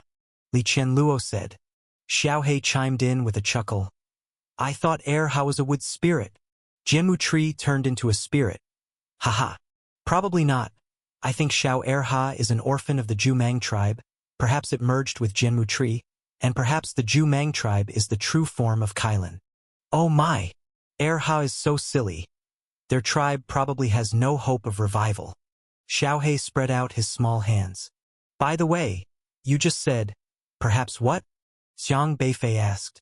Li Qianluo said, you've been to the Rushu relic, haven't you? Yes. The Dao Palace obviously wants to acquire the refined iron from the Rushu relic, so they definitely also want to get the Jianmu tree of the Zhu-Mang tribe. Jianmu is the true bloodline of Zhu-Mang, but it doesn't rule out that there are other powerful divine trees within, like the bloodwood we saw before, and the blackwood in front, and the seeking wood of the giant spirit family. Xiaohe interjected again. No. Seeking wood is an ancestor artifact. Eh? Is seeking wood an ancestor artifact? Xiang Beifei asked. Yes, seeking wood should be an ancestor artifact. It's hard to say why it's with the giant spirit anyway, regardless of the giant spirit. Speaking of the Dao Palace here, I suspect that the Dao Palace intends to have other divine trees replace the Jianmu tree, to become the true lineage of the Zhu-Mang tribe. Li Qianluo speculated. This theory was something that Xiang Beifei had never considered before. He carefully pondered Li Qianluo's words, recalling the behavior of seeking wood. It was indeed the case. Just as they were discussing, two voices suddenly came from ahead. Looking closely, they found two extremely handsome young people, a man and a woman, wearing white robes, emanating white light, and with wings on their backs, appearing extremely holy. Meat Winged Monster. Xiang Beifei immediately recognized the origin of these two people. The white wings were too obvious to miss. The male meat-winged monster, named Fei Wen, was an expert in the early stage of immortality, with 12 wings on his back, and was androgynous and handsome. The female meat-winged monster, named Gui Lu, was also an expert in the early stage of immortality, very beautiful like a fairy of stunning beauty. Their appearance was completely out of place with the blood mountains and black trees of this area. What a pity! The experts in the heaven and earth ranking are fighting so fiercely outside. Yet we still have to patrol. Fei Wen said. Yes. I really wish we could go and watch. Gui Lu also chimed in. Why don't we slack off for a bit later? Watching for a while won't cause any problems. Xin City is such a safe place. No one would dare to be presumptuous. Fei Wen suggested. Gui Lu thought for a moment and said, all right, the old spot? The old spot. The two meat-winged monsters looked at each other and then left along the path. Let's go, we'll also follow to the old spot. Xiang Beifei immediately said. You know where the old spot is? Li Qianluo asked. Who knows? Let's go over there first. Xiang Beifei transformed into a stream of water, flowing from the yellow springs to the shore, following the breath soil all the way with the two meat-winged monsters. The two sacred meat-winged monsters kept walking forward, passing by countless large and small breath soil blood mountains. The trees here were extremely lush, and soon the two of them stopped in front of a mountain cave. They entered the cave, which was filled with layers of stairs extending upward. The stairs were slippery, emanating a strong bloody smell. This place is still the best. It can shield all the elders' detection. I just like it here, Fei Wen said leisurely as he stepped up the stairs. Who wouldn't agree? We should be able to see the combat when we reach the top, Gui Lu replied. The two of them followed the winding stairs all the way up, quickly arriving at the mountaintop where it looked like a watchtower. The bloody smell here was slightly less intense, and the lighting was much brighter. Fei Wen and Gui Lu leaned against the watchtower, watching the arena in the sky. At that moment, there were two battles in the sky. They focused on one fight, a duel between two Earth-ranking masters. TSK. I have to say, all the race talents seem to have made progress this time. Their strength seems to have become very powerful, Fei Wen said. Indeed, the Tao Stone of the City of No Pretense is truly formidable.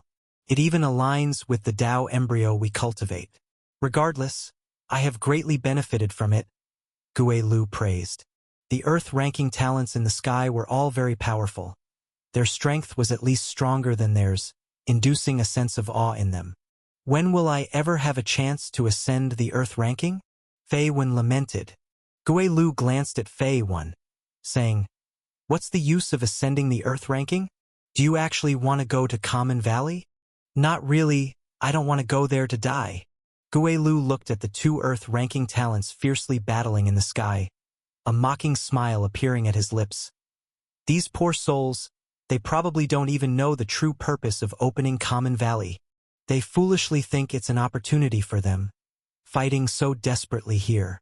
The two were chatting idly, not in the least noticing the two people who silently appeared behind them. Buzz. The aura of respected as a criterion enveloped these two Moon God race members.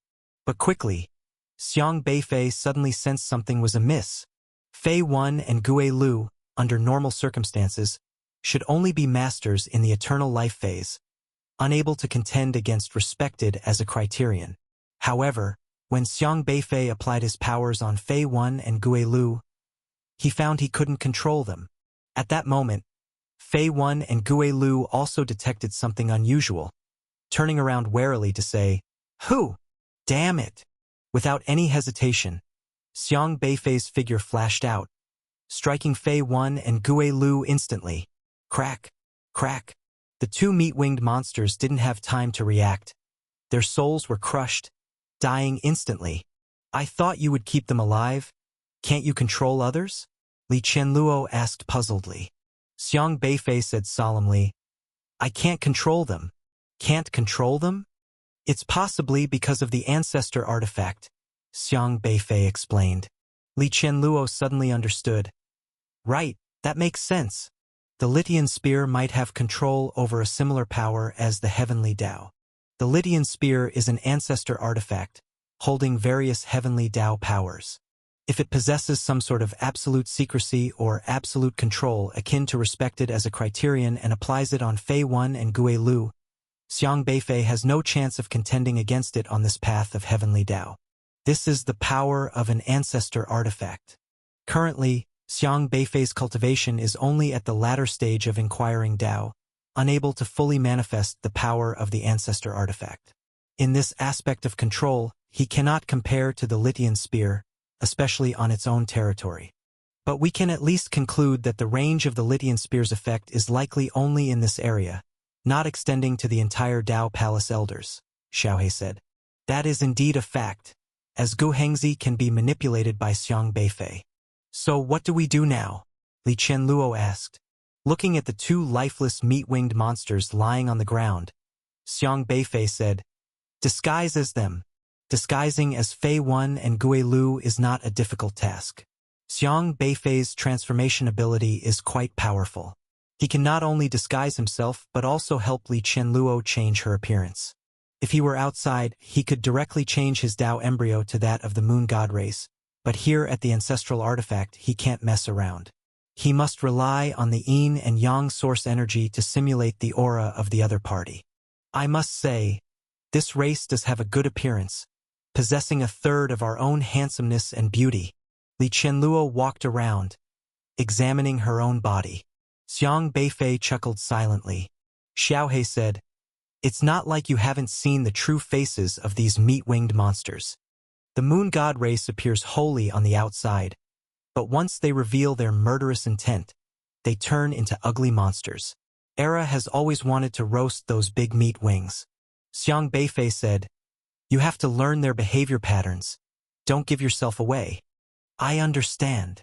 Li Qianluo seriously patted the 12-winged wings on her back.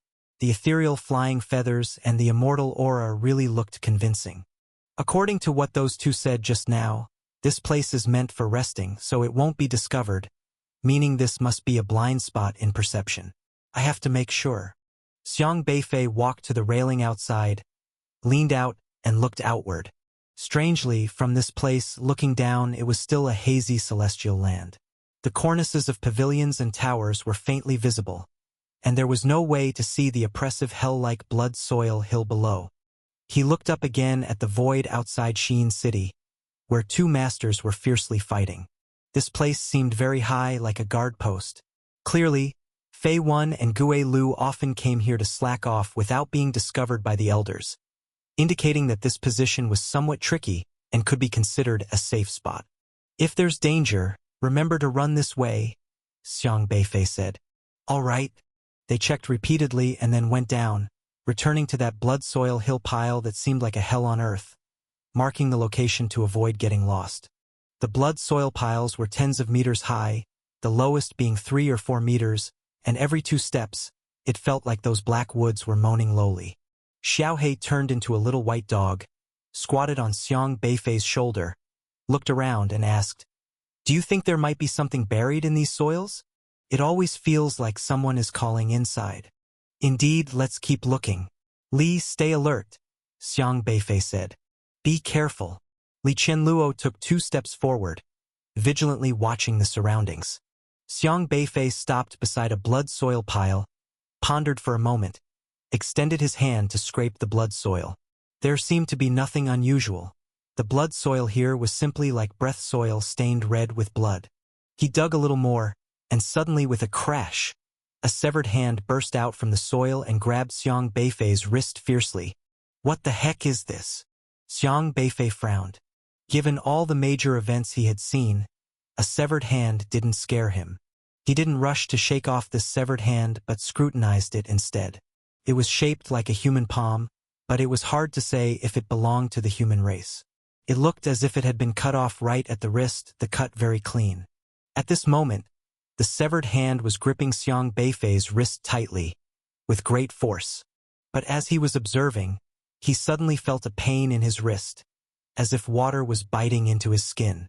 "This is intolerable." He knocked the hand, grabbed its middle finger, and effortlessly tore the severed hand off.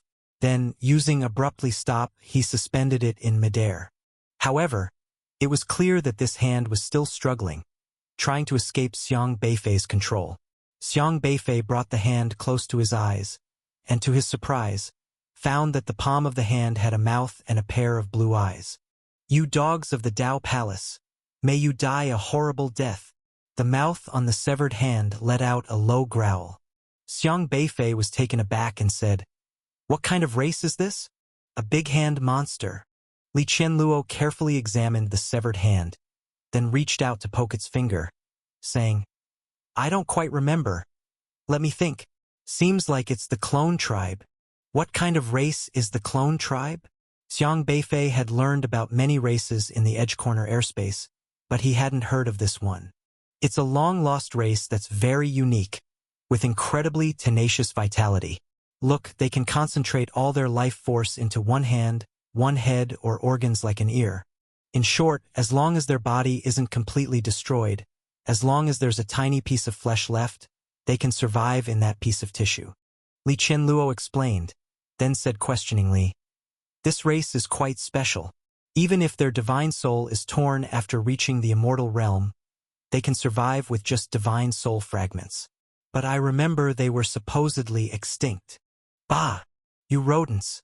You annihilated my clan. I swear to avenge this blood debt." The severed hand roared in grief and indignation. But before Xiang Beifei could say more, a red light suddenly emanated from the blood soil below, landing on the severed hand. Crash! The severed hand was instantly pulled away. "Ah, just you wait. I hate it. Why did I trust that traitor of the Hutu tribe back then?" The severed hand let out a painful wail, subjected to the constant force of the red light, and was dragged down, pulled back into the blood soil again, while the blood soil that Xiang Beifei had just dug out was covered over once more, and the angry curses of the severed hand disappeared. What a strange place. Let's take a look at something else. Xiang Beifei continued to dig to the next pile of blood soil, this time unearthing a piece of blue bone, which was crystal clear like a gemstone, looking quite beautiful. Strangely, this piece of blue bone moved, trembling as if it were alive, though it wasn't as lively as the severed hand from before and didn't speak, leaving its race unknown. Could this be the Bone Dao race? There's a race specialized in cultivating bones, where their bones are the strongest weapons, both offensive and defensive. It's an ancient and powerful race that's been extinct for a long time, Li Qianluo said. Xiang Beifei furrowed his brow and continued to dig, unearthing several strange remnants, all seeming to come from different races. And they were all races that had been extinct for a long time. He wasn't native to the Edge Corner airspace, so he didn't know much about these races' origins. Li Qianluo knew quite a bit, but even she couldn't recognize some of them. The more Xiang Beifei dug, the more grave his expression became. Xiaohe asked, could each of these soil piles be burying an entire race? Why did the Dao Palace capture so many races? Li Qianluo asked in confusion. Or rather, how did they imprison so many already extinct races? Most races seem to be bound by the breath soil here, unable to escape, as if some mysterious force kept them forever trapped here, barely alive, unable to die or escape. Xiang Beifei had seen such a scene before, during his visit to Netherworld Hell Island. Countless races were captured onto Netherworld Hell Island, their bodies covered with black trees. At that time, the Eternal Night Demon King nourished the black trees with the bodies of those races. Could this be the same situation here? Could it be that the Dao Palace was really cultivating this kind of black wood to become the orthodox bloodline for the Jumang tribe, replacing Era's bloodline? But it didn't seem like that was the case, as the soil here was entirely different from that on Netherworld Hell Island, and below it appeared to be a mass of strange, crisscrossing formations extending to the other side. Xiang Beifei placed his hand on the ground, and spiritual power spread out through his palm. Soon, he sensed each soil pile had an ancient and vast aura connecting to the distance. Let's go this way. Xiang Beifei gradually grasped the flow of the formations, realizing all the buried blood soil's auras pointed toward one direction, as if drawing their power to supply something. He must see for himself. After passing by dozens of soil piles, the formation's flow below suddenly split into two paths. The paths are split. Which direction should we take? Xiang Beifei turned to look at Li Qianluo. Oh, let me see. Li Qianluo's palm emitted a white light, quickly dividing into two beams that disappeared in opposite directions. After a moment, the two beams returned to her hand, and Li Qianluo shrugged helplessly. My divination Dao shows both paths are equally risky, dangerous. Xiaohe decided. Let's do eeny, meeny, miny, mo. Left. Xiang Beifei had no better idea, so he simply headed left. They walked for about a few hundred meters, and then sharp-eyed Xiaohe suddenly exclaimed, Look! What's that? Ahead was an extremely tall conical hill made of blood soil, and hovering in the middle of this cone was a special ancient qin. This qin was no more than a meter long, its material indiscernible. It looked like stone, yet like wood, and upon closer inspection, perhaps bronze, impossible to determine definitively. The most peculiar aspect was that the qin had 4 strings, unlike typical strings, as they appeared to drift like gas, looking very frail. The power beneath the blood soil surged unceasingly into the qin, extending out to the sky. Ancestral instrument! Li Qianluo exclaimed in shock. There's actually an ancestral instrument here. I remember Gu Hengzi saying that the Dao Palace uses the Litian spear, 5-string qin, and Huaqi mirror to suppress the foundation of the human race. Could this be the 5-string qin? Xiang Beifei said. Xiaohe counted with a small paw. 1, 2, 3, 4. Wait, only 4 strings, so why is it called the 5-string qin? Could it be that one string is broken? Li Qianluo speculated. Xiang Beifei stared at the missing string, furrowing his brow. Suddenly, he displayed a surprised expression. How can this be? What's wrong? Li Qianluo asked. The 5-string qin. The missing string, it seems to be with me? Xiang Beifei said uncertainly. Huh? Are you sure? Li Qianluo asked, extremely surprised. Xiang Beifei nodded slightly. It was a vague feeling, a special connection to this qin, deriving from a power within the Spirit Gathering Book. Zui Constellation. Divine String. In the later stage of immortality. When he unlocked Zui Constellation, he obtained a peculiar string, though he didn't know what it meant. At the time, Era muttered that since it was called Divine String, it must be formidable, and slashed it through the air. But the so-called Divine String shattered immediately. The Divine String wasn't sharp at all, but it eventually restored itself, yet remained very fragile, and Xiang Beifei couldn't grasp its power, so he left it in the Spirit Gathering Book. Only now did he realize that the Divine String seemed to be the missing string from this qin in front of him. Where did you get it? Li Qianluo asked. It's a long story. Xiang Beifei shook his head. Li Qianluo looked back at the qin and said with sudden understanding. Then it's evident. This qin, as an ancestral instrument, is incomplete. Xiang Beifei nodded slightly. The blood soil's formations seem to draw out the race's power to supply this qin, trying to make it functional? Ancestral instruments aren't unusable just because they're incomplete. They can still exert power. Xiang Beifei knew this, seen from the 5 pieces of stone, which he often used as bricks. The old giant spirit once told him that the boards under Taoist Qingda's control were vastly different from when Xiang Beifei used them, without having collected all 5 pieces. This means that a domain-level expert like the Tao Palace could also wield the qin's power. Li Qianluo asked, Do you want to try attaching your string to it? A string continuation. No, it's an ancestral instrument. Taking it out might alert the complete Litian spear. Xiang Beifei replied. Earlier, he had been startled when he took out the incomplete woofing sword, alerting the Litian spear in the distance. His divine string was also an ancestral instrument fragment, making things riskier here. That makes sense. Li Qianluo nodded. Xiang Beifei originally planned to climb up and examine the qin before deciding, but at that moment, a voice suddenly sounded behind them. What are you two doing here? This voice was extremely majestic and dominating, imbued with an irresistible force, falling upon their ears. Xiang Beifei and Li Qianluo were both startled, immediately turning around, warily facing the person before them. It was a man radiating holy light, with a golden halo above his head. Though wingless, his aura inspired surrender. Inquiring Tao, Zhang Yueshing. Tao Embryo. Netherworld Tao. Realm. Mid-inquiring Tao. Zhang Yueshing. Xiang Beifei's heart skipped a beat, realizing this was a domain-level elder from the Tao Palace. Zhang Yueshing is responsible for the affairs of the bloody soil in Xin City, which Gu Hengzi mentioned. His sudden appearance here made Xiang Beifei and the others cautious. Why aren't you two patrolling? What are you doing here? Zhang Yueshing asked coolly. Xiang Beifei and Li Qianluo let out a small sigh of relief because Zhang Yueshing hadn't noticed their disguise.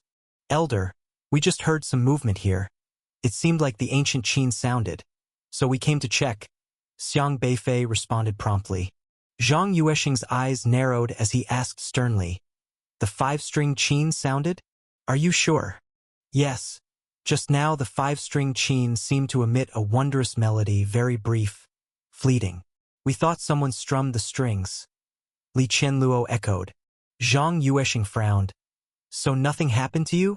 Xiang Beifei and Li Qianluo exchanged a glance. Would something happen to them?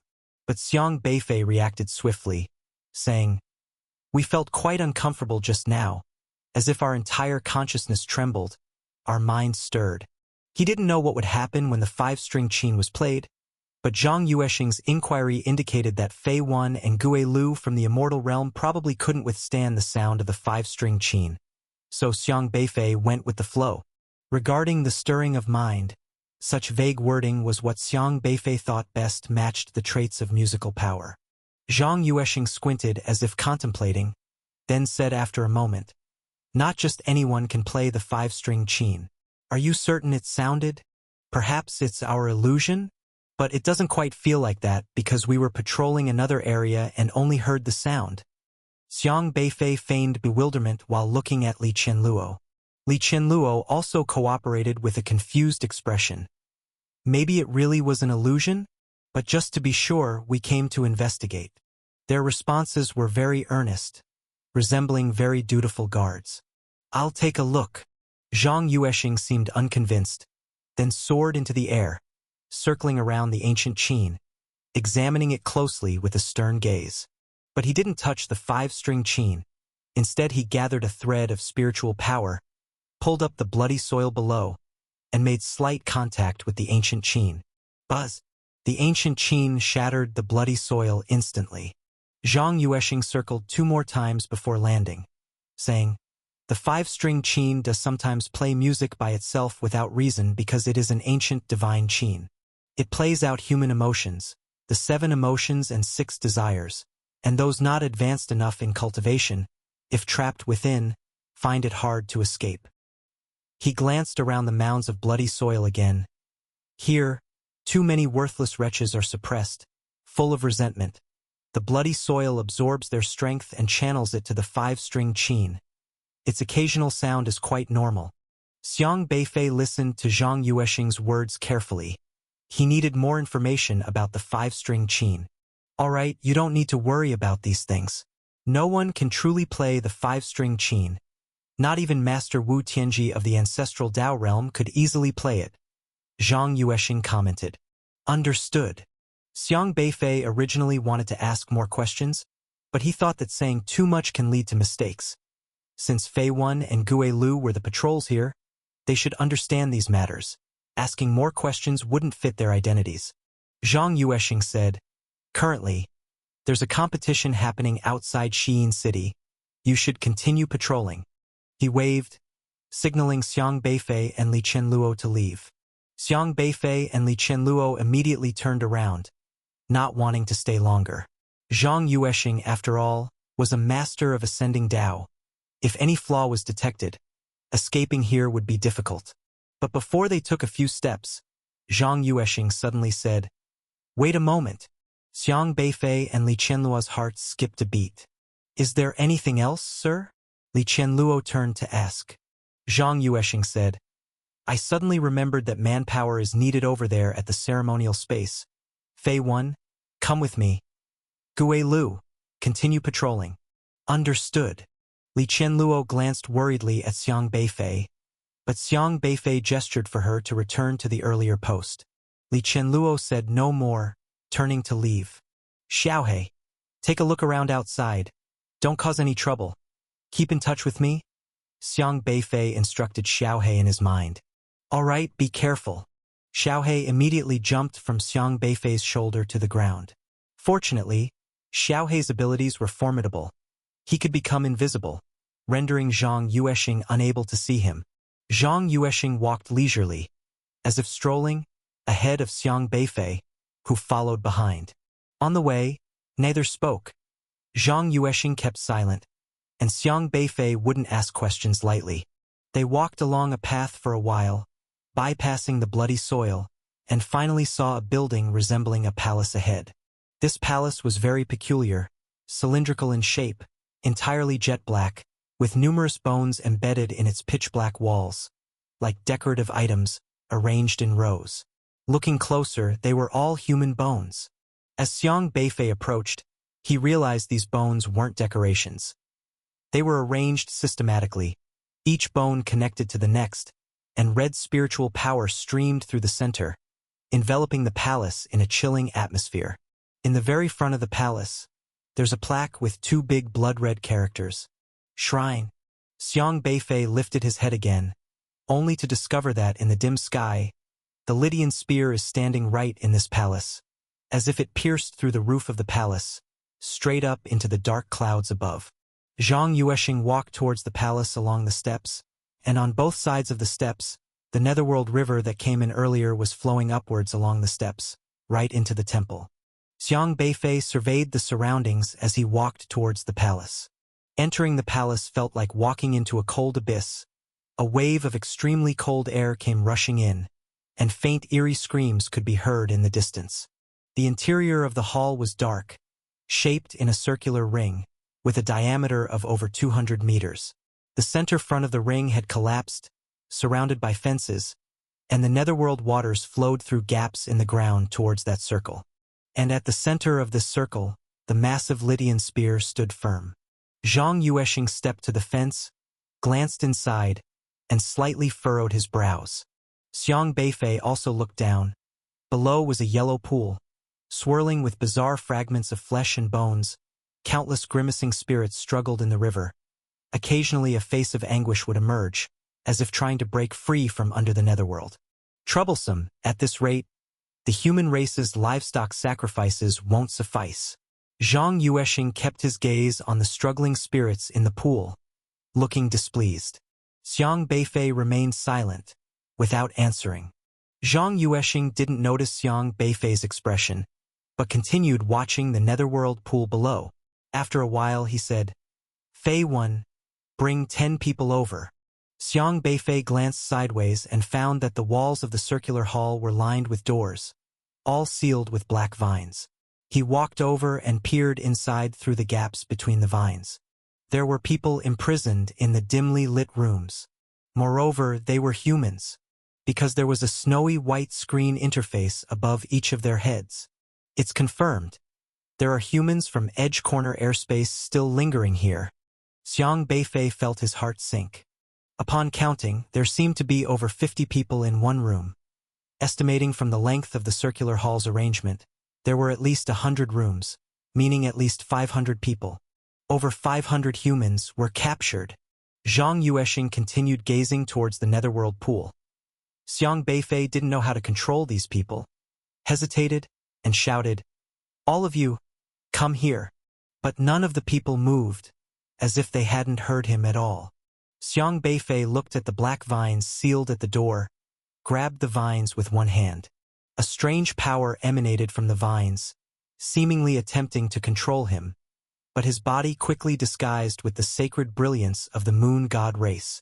Xiang Beifei was quite familiar with the moon god race. Relying on his unique yin and yang source energy mimicking ability, his brilliance was indistinguishable from the moon god races. The black vines, when illuminated by the white brilliance, also began to emit a sacred white glow, transforming into white vines. Shoo! Shoo! Shoo! The white vines started to wriggle, slowly retracting to both sides against the wall, revealing the jail cells. Xiang Beifei approached the jail cells. Though the light was dim, he could still make out the appearance of these people. Their gazes hollow, devoid of any spark, like zombies. Behind these people, black vines clung, rooted in their bodies, tightly controlling each person's joints and meridians, as if manipulating a group of puppets. Even if someone entered, they merely sat silently on the ground. He was pondering whether he could control these people. Thus he approached one person and grasped the vine behind them. The black vine, upon touching Xiang Beifei's spiritual power, began to glow white, followed by an unusual perception flooding through him. And Xiang Beifei realized he could manipulate these people's movements via the white vines. These humans' cultivation levels were noticeably weak, yet the white vines not only controlled and restrained them but also provided them with special nourishing supply, which meant that these humans could survive without eating or drinking, solely sustained by the white vines, though only lingering alive, their true consciousness seemingly suppressed by the white vines. "Quickly! Why are you dawdling?" Zhang Yuesheng shouted from outside. Xiang Beifei knew he couldn't delay, hastily picked out 10 people, and led them out of the jail cells. This group consisted of men and women, old and young, the elder with full white hair, scruffy beard almost reaching his chest, hunched, appearing feeble, while the youngest seemed barely 15 or 16 years old. Xiang Beifei did not know what Zhang Yuesheng intended to do. He had picked these people at random in haste. The 10 individuals lined up in a row, standing behind Zhang Yuesheng, who withdrew his gaze from the netherworld pool and turned to scrutinize them. "Have them bleed, to replenish the netherworld," Zhang Yueshing said. "Yes," Xiang Beifei replied heavily. He had no options. Not to mention that he couldn't fight Zhang Yueshing here. In the face of the Lydian spear, he dared not act rashly. Xiang Beifei scanned these people, noticing their arms were already covered with numerous scars, some freshly healed, others reopened, blending new and old wounds together. And by their wrists, there were white vines extremely sharp, like blades. Seeing this blade-like vine, Xiang Beifei knew what to do. He directed these people to the edge of the railing, hesitating for a moment before commanding the vines to slash new wounds on their wrists. Whoosh! Whoosh! Whoosh! From each of the 10 people's wrists, fresh blood flowed. Their faces visibly flinched, clearly feeling the pain, with some even trembling slightly, unable to endure the agony. Drip! Drip! Drip! Blood poured like rain, dripping into the netherworld pool below. The resentful souls churning within seemed to catch the scent of blood and grew more frantic, struggling more vigorously. Some souls even climbed halfway out of the water, but the netherworld water had a membrane-like barrier, firmly trapping them. Zhang Yueshing continued watching the netherworld pool, while Xiang Beifei focused on these human beings, his heart heavy. Most of those imprisoned here were captured alive. Judging by their physical conditions, some seemed to have been imprisoned for decades, like that old man whose face was almost completely obscured by white hair, his arms mangled. By Xiang Beifei's estimation, he had been confined for at least 30 years. Others had been imprisoned for 10 years, some only for a year or two. Perhaps every day they lived like puppets, injecting their blood into the netherworld pool, sustained by the vine's nutrients, slowly regaining strength, only to be summoned to bleed again. How many times had this happened, no one knew. Xiang Beifei clenched his fists. Thud! As Xiang Beifei pondered, the old man swayed, taking a step back, unable to stand steady, and collapsed onto the ground. Sitting there panting heavily, his thin arms' wounds had turned pallid, no blood flowing out. Zhang Yueshing frowned slightly, looking at him coldly. Humph! This old beast seems to have run dry of blood. He treated this human elder purely as livestock. Xiang Beifei immediately said, "Then I'll take him back to regain his strength and bring him next time." "Take him back? Are you an idiot? This human has no value left. Kill him and grind him into bone fragments to pour into the netherworld pool," Zhang Yueshing ordered. "Me?" Xiang Beifei was momentarily stunned. Zhang Yueshing squinted, saying, "If you won't, must I do it myself? Hurry up. I need a living sacrifice for today's ritual, and it's him. I'm going to activate the sacrificial formation, and you be quick about it." He reached out abruptly, tearing the white vine from the old man's back. The vine's roots withdrew from the old man's back joint, bringing a trickle of blood, causing him to scream in pain, curling up on the ground. His back was riddled with holes, all bloody, but drained of any blood to give. "Fine," Xiang Beifei responded in a low voice, turning around to face the defenseless old man lying on the ground, clenching his fists. He had to kill him. Zhang Yueshing had already flown near the heavenly spear, the blood-red spiritual power spreading beneath his feet, falling into the netherworld pool, and the blood within the pool surged up, forming yellow water pillars winding around the heavenly spear in circles. Each circle of the netherworld water pillars gradually spread out, the circular sacrificial formation complex and eerie, slowly rotating around the heavenly spear as if it was wrapped in layers of rings. In each layer of rings, dozens of wraiths were sealed within the formation, desperately trying to escape from the netherworld formation, but there was no possibility of escape. The more they struggled, the stronger the aura of the formation became. The entire hall was filled with a heavy stench of blood. The sacrificial formation had been activated. Zhang Yueshing was already waiting for Xiang Beifei's offering. Xiang Beifei looked at the old man before him. He didn't know the old man's name. The system interface displayed nothing but static, showing no information, no name, no identity, no clues. All he could ascertain was that the old man was only at the meridian opening stage, had not cultivated a soul, and after being tortured for decades, bled for decades, was nearly at the end of his strength. Kill the man, grind the blood and bones, pour into the netherworld pool. For Xiang Beifei this was simple. For the old man it seemed like a release. Xiang Beifei pressed his lips tightly together. The old man on the ground curled up, as if regaining consciousness. Free from the vine's control, he gradually became aware, his face pale, with barely any breath. He slowly opened his eyes, muddy and aged, lacking any luster, but still, he saw Xiang Beifei, saw the extremely sacred-looking moon god race member standing before him. You cruel races, you will pay the price sooner or later. Not knowing where he gathered the strength, the old man slowly spoke. His voice was weak, like he was speaking with breath, extremely hoarse, yet every word was so clear. You slaughter our race innocently, suppress our human race, but our human race will never perish. When our human king returns, you will pay with blood.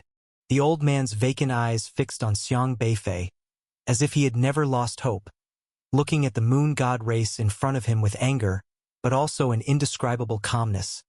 Death meant nothing to him. Xiang Beifei's heart was pinched. His clenched fist had nails dug into the flesh. The human king? He felt unsettled in his heart.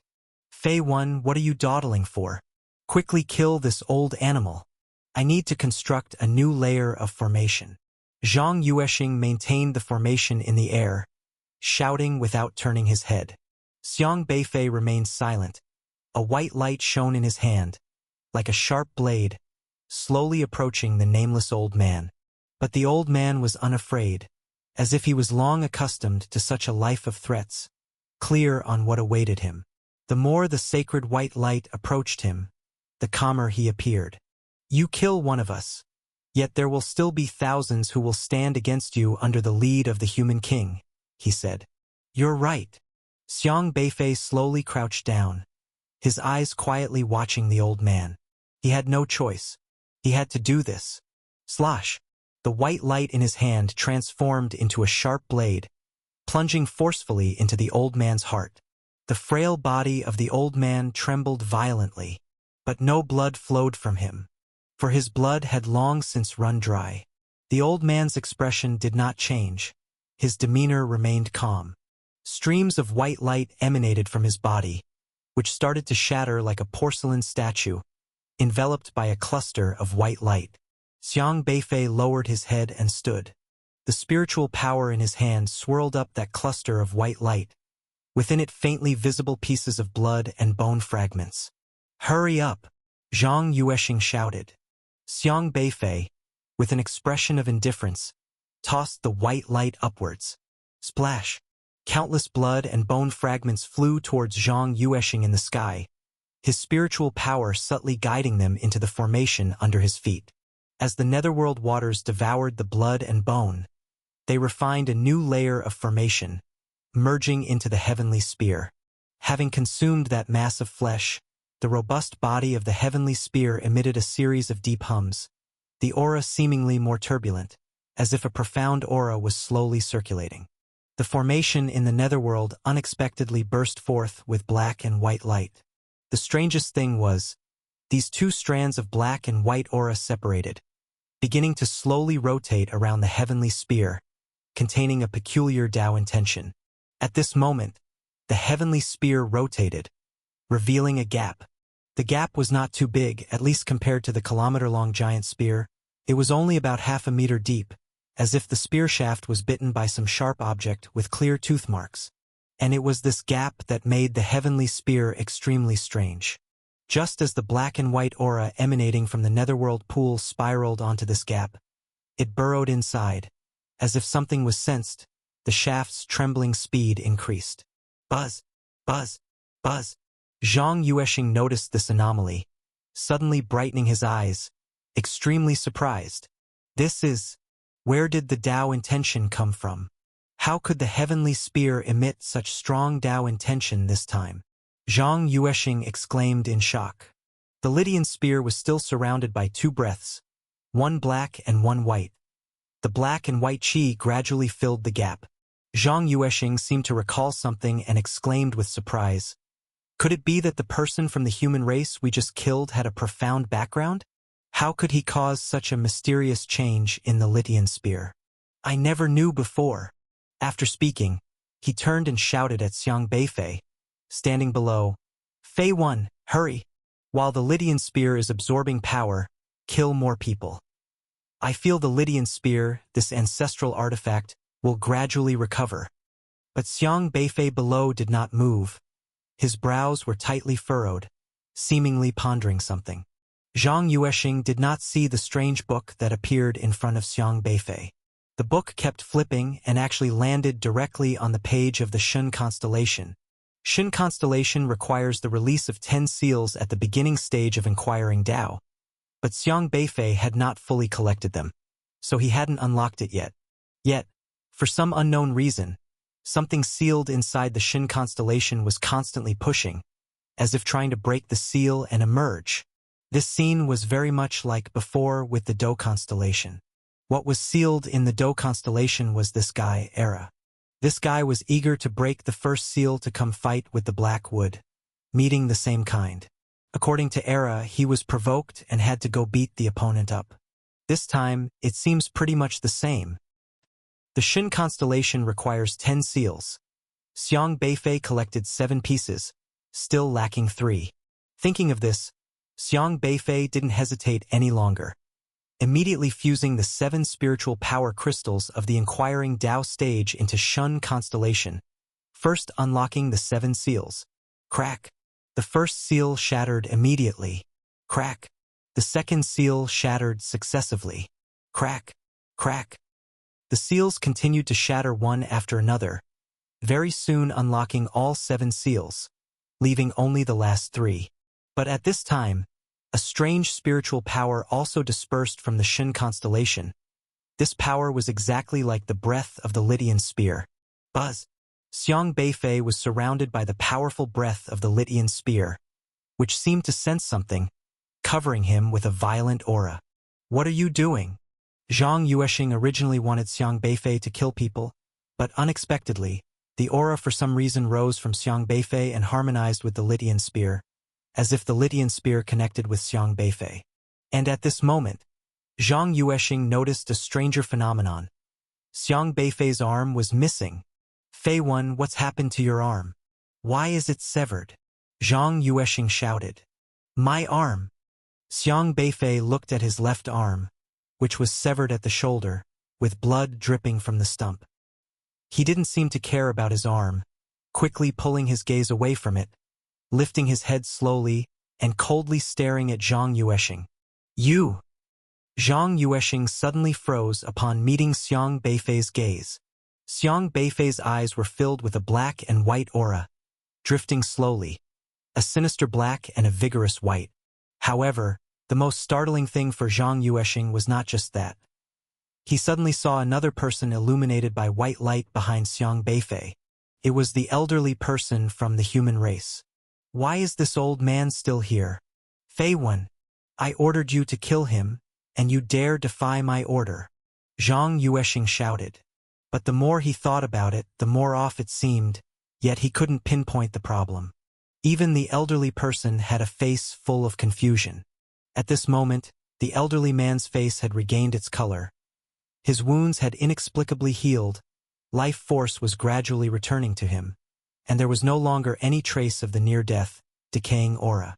Why did you save me? The elderly man looked at Xiang Beifei with bewilderment. He couldn't understand what had happened, but he saw Xiang Beifei's actions closely. The elderly man was utterly perplexed as to why this moon god race monster didn't chop him into pieces, instead cutting off his own arm and pulling him behind him. Just as you said, the human king will eventually return. Xiang Beifei stood with his back to the elderly man, like a solid mountain, shielding him behind him. He not only protected the elderly man but also guarded the 9 people behind him, protected his own people. The old man was stunned. He widened his eyes in disbelief, looking at the person standing in front of him. The other party had long shed the disguise of the moon god race, reverting to his original appearance, becoming extremely young. He was a genuine human, just like himself, a fellow human being. Xiang Beifei knew what he had to do. He also knew how he should do it. The white light that pierced into the old man's heart just now wasn't meant to take his life. It was the powerful return to the original state. When the aura of return to the original state entered the body, it rapidly repaired the old man's body. As for Xiang Beifei, at the instant the white light bloomed, he severed his own left arm. Relying on the powers of the transforming clan, he morphed his arm into the old man's appearance, then shattered it, turning it into a mass of blood and bone glowing with white light, mixed with the profound source energy of yin and yang. The yin-yang source energy traveled along with the blood and bones, fully absorbed by the Lydian spear. It was at this moment that Xiang Beifei felt he seemed to have vaguely established a connection with the Lydian spear. This connection extended from his body and linked to the Shin constellation in the Spirit Gathering book. The thing sealed inside the Shin constellation also wanted to break out. "You're not Fei One." Zhang Yueshing now also noticed the restored Xiang Beifei. His expression exceedingly shocked. He didn't know how Xiang Beifei had infiltrated, nor why Fei Wen had turned into a stranger. Just now, to initiate the formation of the shrine altar, he hadn't paid attention to what was happening below, even unaware of when the other party lost an arm. Most importantly, as a master at the ascending Dao stage, from the time he left the 5-string qin to this shrine altar, he had never noticed Fei Wen's disguise. "Who exactly are you?" Zhang Yueshing, still maintaining the formation, shouted in shock and anger. "Me?" At the severed part of Xiang Beifei's left arm, a black and white light gradually gathered, and the severed arm was slowly regenerating. He used one arm to save the old man's life, but his arm could still regenerate. Xiang Beifei looked coldly at Zhang Yueshing and said, "The person who will kill you." Whoosh! The last 3 light seals on the Spirit Gathering book were all broken, and the things sealed within surged out under Xiang Beifei's guidance, bringing forth a vast aura. Shun constellation. Crushed stone. Still a brief introduction without any additional explanation. But Xiang Beifei already understood its origin, because if this piece of crushed stone were enlarged, it would perfectly match the gap on the Lydian spear above. The Lydian spear, too, was not a complete ancestral artifact. Buzz, buzz, buzz. The formations condensing around the Lydian spear with the Yellow Springs water started to become agitated, the Yellow Springs water violently trembling. However, with just a raise of his hand, Xiang Beifei immediately stabilized the Yellow Springs water. The blood and flesh from his broken left arm mixed within the Yellow Springs water, controlled directly by the powerful ability of the yin-yang source energy.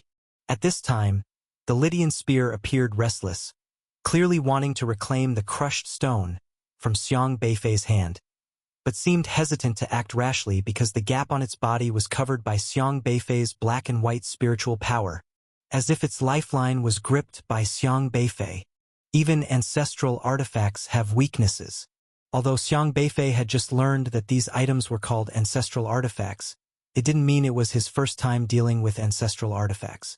He had been using the board brick and woofing for several years, and even if he couldn't fully unleash their power, he still understood some characteristics of these ancestral artifacts.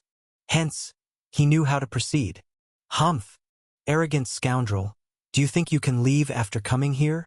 Zhang Yueshing could no longer care about how the other party deceived him and snuck in.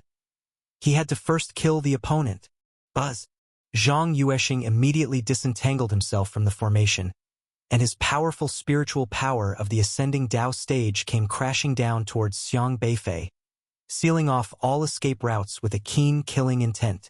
Suddenly, the Lydian spear trembled as if agitated, seemingly angry at Zhang Yueshing's actions, unwilling to see Xiang Beifei killed, and instantly erupted with a wave. Red light surged out, striking Zhang Yueshing. Bang! Zhang Yueshing of the ascending Dao stage. His body directly exploded into a mist of blood. This sudden turn of events even left Zhang Yueshing stunned. He couldn't understand why the Litian spear would suddenly attack him. No matter how one calculated, he was a person of the Tao Palace. On normal days, he was even someone who killed humans to offer to the Litian spear.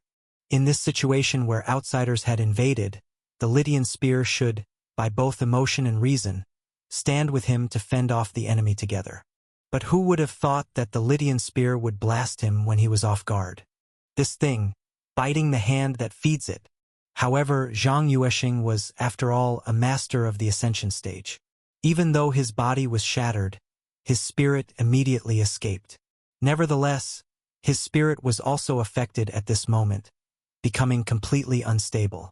The aura of the Litian spear was exceedingly violent, yet it seemed to be trying its best to restrain itself, circling around Xiang Beifei, unable to attack after several attempts.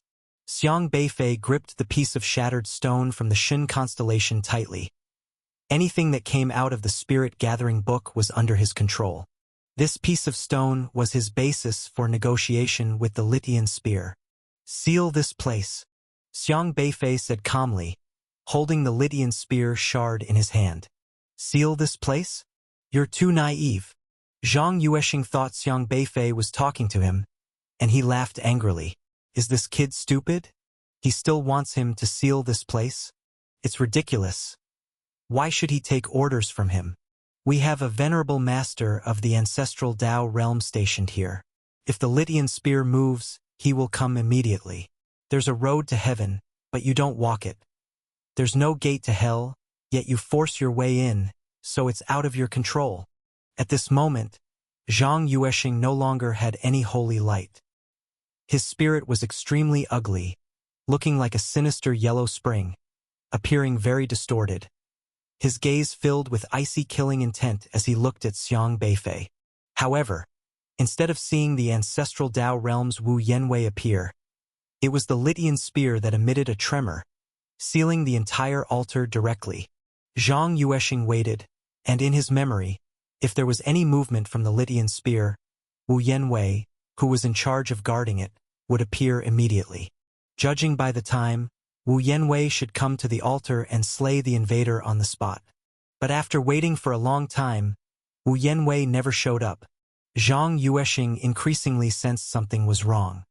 He looked around and discovered that the aura of the Litian spear seemed to firmly control this place. "Venerable Master!" Zhang Yuexing suddenly shouted towards the top of the altar, attempting to summon Wu Yanwei. His voice surged out in all directions like a sharp arrow, carrying immense penetration power. This was their Tao Palace's warning method.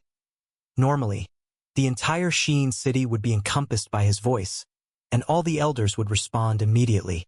But before the voice could spread too far, it was swallowed by some viscous adhesive-like force surrounding the area. How is this possible? Zhang Yuexing was visibly stunned, looking around incredulously. This viscous sealing power actually came from the Litian spear. Only then did he realize that Xiang Beifei's words were directed at the Litian spear. He had been overthinking it, but soon he became extremely terrified. Why could this stranger control the Litian spear? Who exactly are you? Zhang Yuexing's face finally showed a look of fear and shock. You don't deserve to know. Xiang Beifei didn't like to explain. He leaped up, a surge of powerful spiritual power rising from his body, blasting towards Zhang Yuexing. Don't think I'll stand idly by. Zhang Yuexing's body was destroyed, but his spirit remained. Regardless of aura or cultivation, he was much stronger than Xiang Beifei. Terrifying yellow spring emerged from him, transforming in the air into various sinister yellow spring monsters. These yellow spring monsters roaring as they charged at Xiang Beifei. In such a situation, any Tao seeker of the late inquiring Tao phase could not possibly withstand such eerie yellow spring monsters. Even Xiang Beifei would find it difficult, but Xiang Beifei didn't need to withstand them. He only needed to put himself in peril. Sure enough, the Litian spear began to vibrate again. It couldn't let Xiang Beifei fall into danger because in its perception, the fragments of its body were firmly bound within that spirit-gathering book by Xiang Beifei. If Xiang Beifei got into trouble, its fragments would also be in trouble. Buzz! The Lydian spear released another terrifying wave, spinning rapidly in the air, quickly transforming into sharp double-headed spears, rushing towards the yellow spring monsters. Swish! Swish! Swish! Before those yellow spring monsters could hit Xiang Beifei, the spears in the air had already pierced through them thoroughly. Thud! A spear swept through Zhang Yueshing's spirit. Before he could react, he was nailed to the ground by the spear. Zhang Yueshing was completely disarrayed. His spirit was once more attacked by the Lydian spear. He felt like he was going insane. Each day, he patrolled the Lydian spear, maintained the formation around it, and searched for various flesh to replenish its strength. In Zhang Yueshing's view, even if he hadn't achieved merit, he had still earned hard work. Never did he think that the Lydian spear would be like a thankless wolf, not only destroying his flesh, but now, to protect the enemy, it even nailed his spirit down. Zhang Yueshing nearly spat blood, the repression, anger, and unwillingness overwhelming him, almost driving him mad. But Xiang Beifei already gave him no chance. Swish! A figure descended coldly from the sky, and white flames directly struck Zhang Yueshing's spiritual soul. Xiang Beifei's attack looked simple and unadorned, and even in Zhang Yueshing's eyes, who was in the ascending Dao stage, this attack method was too slow, and he had 10,000 ways to dodge it. But his spiritual soul was nailed to the spot by the Lydian spear, and he had no way to evade. Crash! The burning yang flames ignited on Zhang Yueshing's spiritual soul. Ah! Zhang Yueshing let out a heart-wrenching scream. The pain brought by the burning of the spiritual soul was extremely terrifying, and even Zhang Yueshing couldn't endure it. The burning came quickly and went just as quickly. In the blink of an eye, Zhang Yueshing's scream abruptly stopped. Zhang Yueshing in the ascending Dao stage had already met his demise. After killing Zhang Yueshing, Xiang Beifei did not relax his vigilance but calmly looked at the Lydian spear.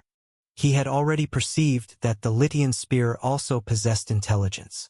And, unlike the other ancestral artifacts controlled by Xiang Beifei, the Lydian spear's damage was not as severe. The fragments he controlled were like losing just a finger from a person's hand for the Lydian spear. Losing a finger doesn't affect much. But the other ancestral artifacts controlled by Xiang Beifei, whether it was Wufeng or the 5 pieces of stone, were more like having half the body chopped off. But to the Lydian spear, it clearly still hoped to become whole. Only a complete ancestral artifact can fully control the heavenly Dao source it devours. Therefore, Xiang Beifei was not in complete control of the Lydian spear. Taking it away directly was almost impossible. This ancestral artifact helped him only because he possessed its fragments. Xiang Beifei was more like holding one of the Lydian spear's hostages, making it have to agree to some simple requests. As for Zhang Yueshing, in front of an intelligent ancestral artifact like the Lydian spear, he was insignificant, much like an ant. Dead was dead. The ancestral artifact wouldn't care. However, the current situation was still difficult. Xiang Beifei knew that the Lydian spear wouldn't let him leave so easily. If it weren't for the presence of the spirit-gathering book, capable of resealing the fragments and threatening the Lydian spear would likely have killed Xiang Beifei and retrieved the fragments without hesitation. Slam! He directly closed the spirit-gathering book. Xiang Beifei instantly cut off the connection between the fragments and the Lydian spear. Only now did Xiang Beifei realize the strength of the spirit-gathering book. Without exaggeration, it seemed to surpass the ancestral artifacts, except for lacking combat power. Buzz! A wave from the Lydian spear surrounded Xiang Beifei layer by layer, and then this wave formed spears in the air. The spears colliding in the air, oddly, the collision formed 2 clear words. Return! The sound was deafening, like an angry roar, echoing in Xiang Beifei's ears. It truly was an intelligent ancestral artifact. After the spirit-gathering book severed the connection to the fragments, it was still able to communicate with Xiang Beifei in such a manner. Xiang Beifei wasn't surprised. He remained very calm. Just now, he had made the Lydian spear seal the area. From the result, Wu Yanwei in the ancestral Dao realm couldn't break in. I can return them to you, but I have some requests too. He stared at the spears in the air. Zhang Yueshing had already experienced the power of these spears for him. In front of the spears, Zhang Yueshing in the ascending Dao stage was as fragile as a piece of paper. Xiang Beifei didn't want to confront them head-on either. The spears clashed violently again, the sharp sound waves forming a word. Speak! The sound was still irritable, like an impulsive brute, and if it weren't for Xiang Beifei holding the hostage, it might have acted. Let me handle some matters first, Xiang Beifei said. The Lydian spear grew irritable. It didn't seem willing to wait. But Xiang Beifei paid no heed. Whether the Lydian spear was willing to wait or not, it had to wait for him. He had the spirit gathering book. He held the initiative. Xiang Beifei turned around. The old man behind him was still looking at him blankly. Who are you? The old man's voice remained hoarse. My name is Xiang Beifei. Xiang Beifei. The old man seemed to be trying hard to recall, but in his memory, there was no such name. Daoist Qingde, he is my grandfather, Xiang Beifei said. Daoist Qingde. The old man remembered this name. It had always been etched in his mind. It was the faith of the human race. His eyes suddenly became misty. A layer of moisture wetted his eyes. Are you the grandson of the human king? Yes. The old man's body began to tremble. The human race hasn't perished, has it? The old man asked, trembling. That will never happen, Xiang Beifei said. I knew it. I knew it. The old man was in tears. Controlled for more than 30 years, he couldn't act upon his will, couldn't speak freely, couldn't walk independently, yet he still had his own thoughts. He watched what he was forced to do every day, enduring the pain of frequently having to cut open his veins to bleed. Yet, in his heart, he still maintained his faith in the human race. The grandson of the human king, risking everything to break in here, severing his own arm, rescuing him, made him realize that all the suffering he endured over the years was worth it. Sorry for being late, Xiang Beifei said. The old man shook his head. We all understood our fate beforehand. The fact that you could change it is enough. Xiang Beifei was silent for a moment, then nodded slightly. How should I address you, senior? Qi Jingshan. The old man sighed. No one had asked his name for decades. Here they lived like livestock without a name, only with the value of extracting blood. Those with good health lived longer, those with poor bodies died quicker. He was considered among the healthy ones, but even he had reached his limit today. Unexpectedly at this moment, he was pulled back from the gates of hell and even regained his cultivation. Xiang Beifei walked towards the people still controlled by white vines, waved his hand, and untied all the white vines. These people collapsed to the ground as they lost the control of the vines, and he immediately applied the aura of returning to the original state on them, helping them recover. Help me, Xiang Beifei said. All right. Without Xiang Beifei needing to say more, the old man had already walked over to support these people. Xiang Beifei pondered for a moment, then led them all into the stone tower. It was the only safe place he could think of. Then he walked towards the remaining cells, blasting open all the vines binding the cells, directly allowing everyone to walk out. A total of 513 humans. Xiang Beifei freed all these humans from the vines, but he didn't treat them one by one, as that would be too time-consuming. He just ensured they wouldn't die, having them follow Qi Jingshan's arrangement as respected guidance, saving time and effort. After doing all this, he then turned his gaze towards the Lydian spear. Speak! The Lydian spear was already getting impatient, constantly tapping on the spear.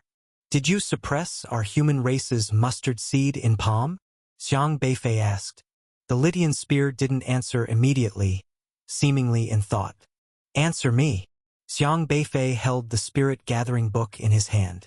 The aura of Lydian spear lingered over the spirit-gathering book, and after a long time, it reluctantly said, yes. So it was this guy who suppressed the mustard seed in palm.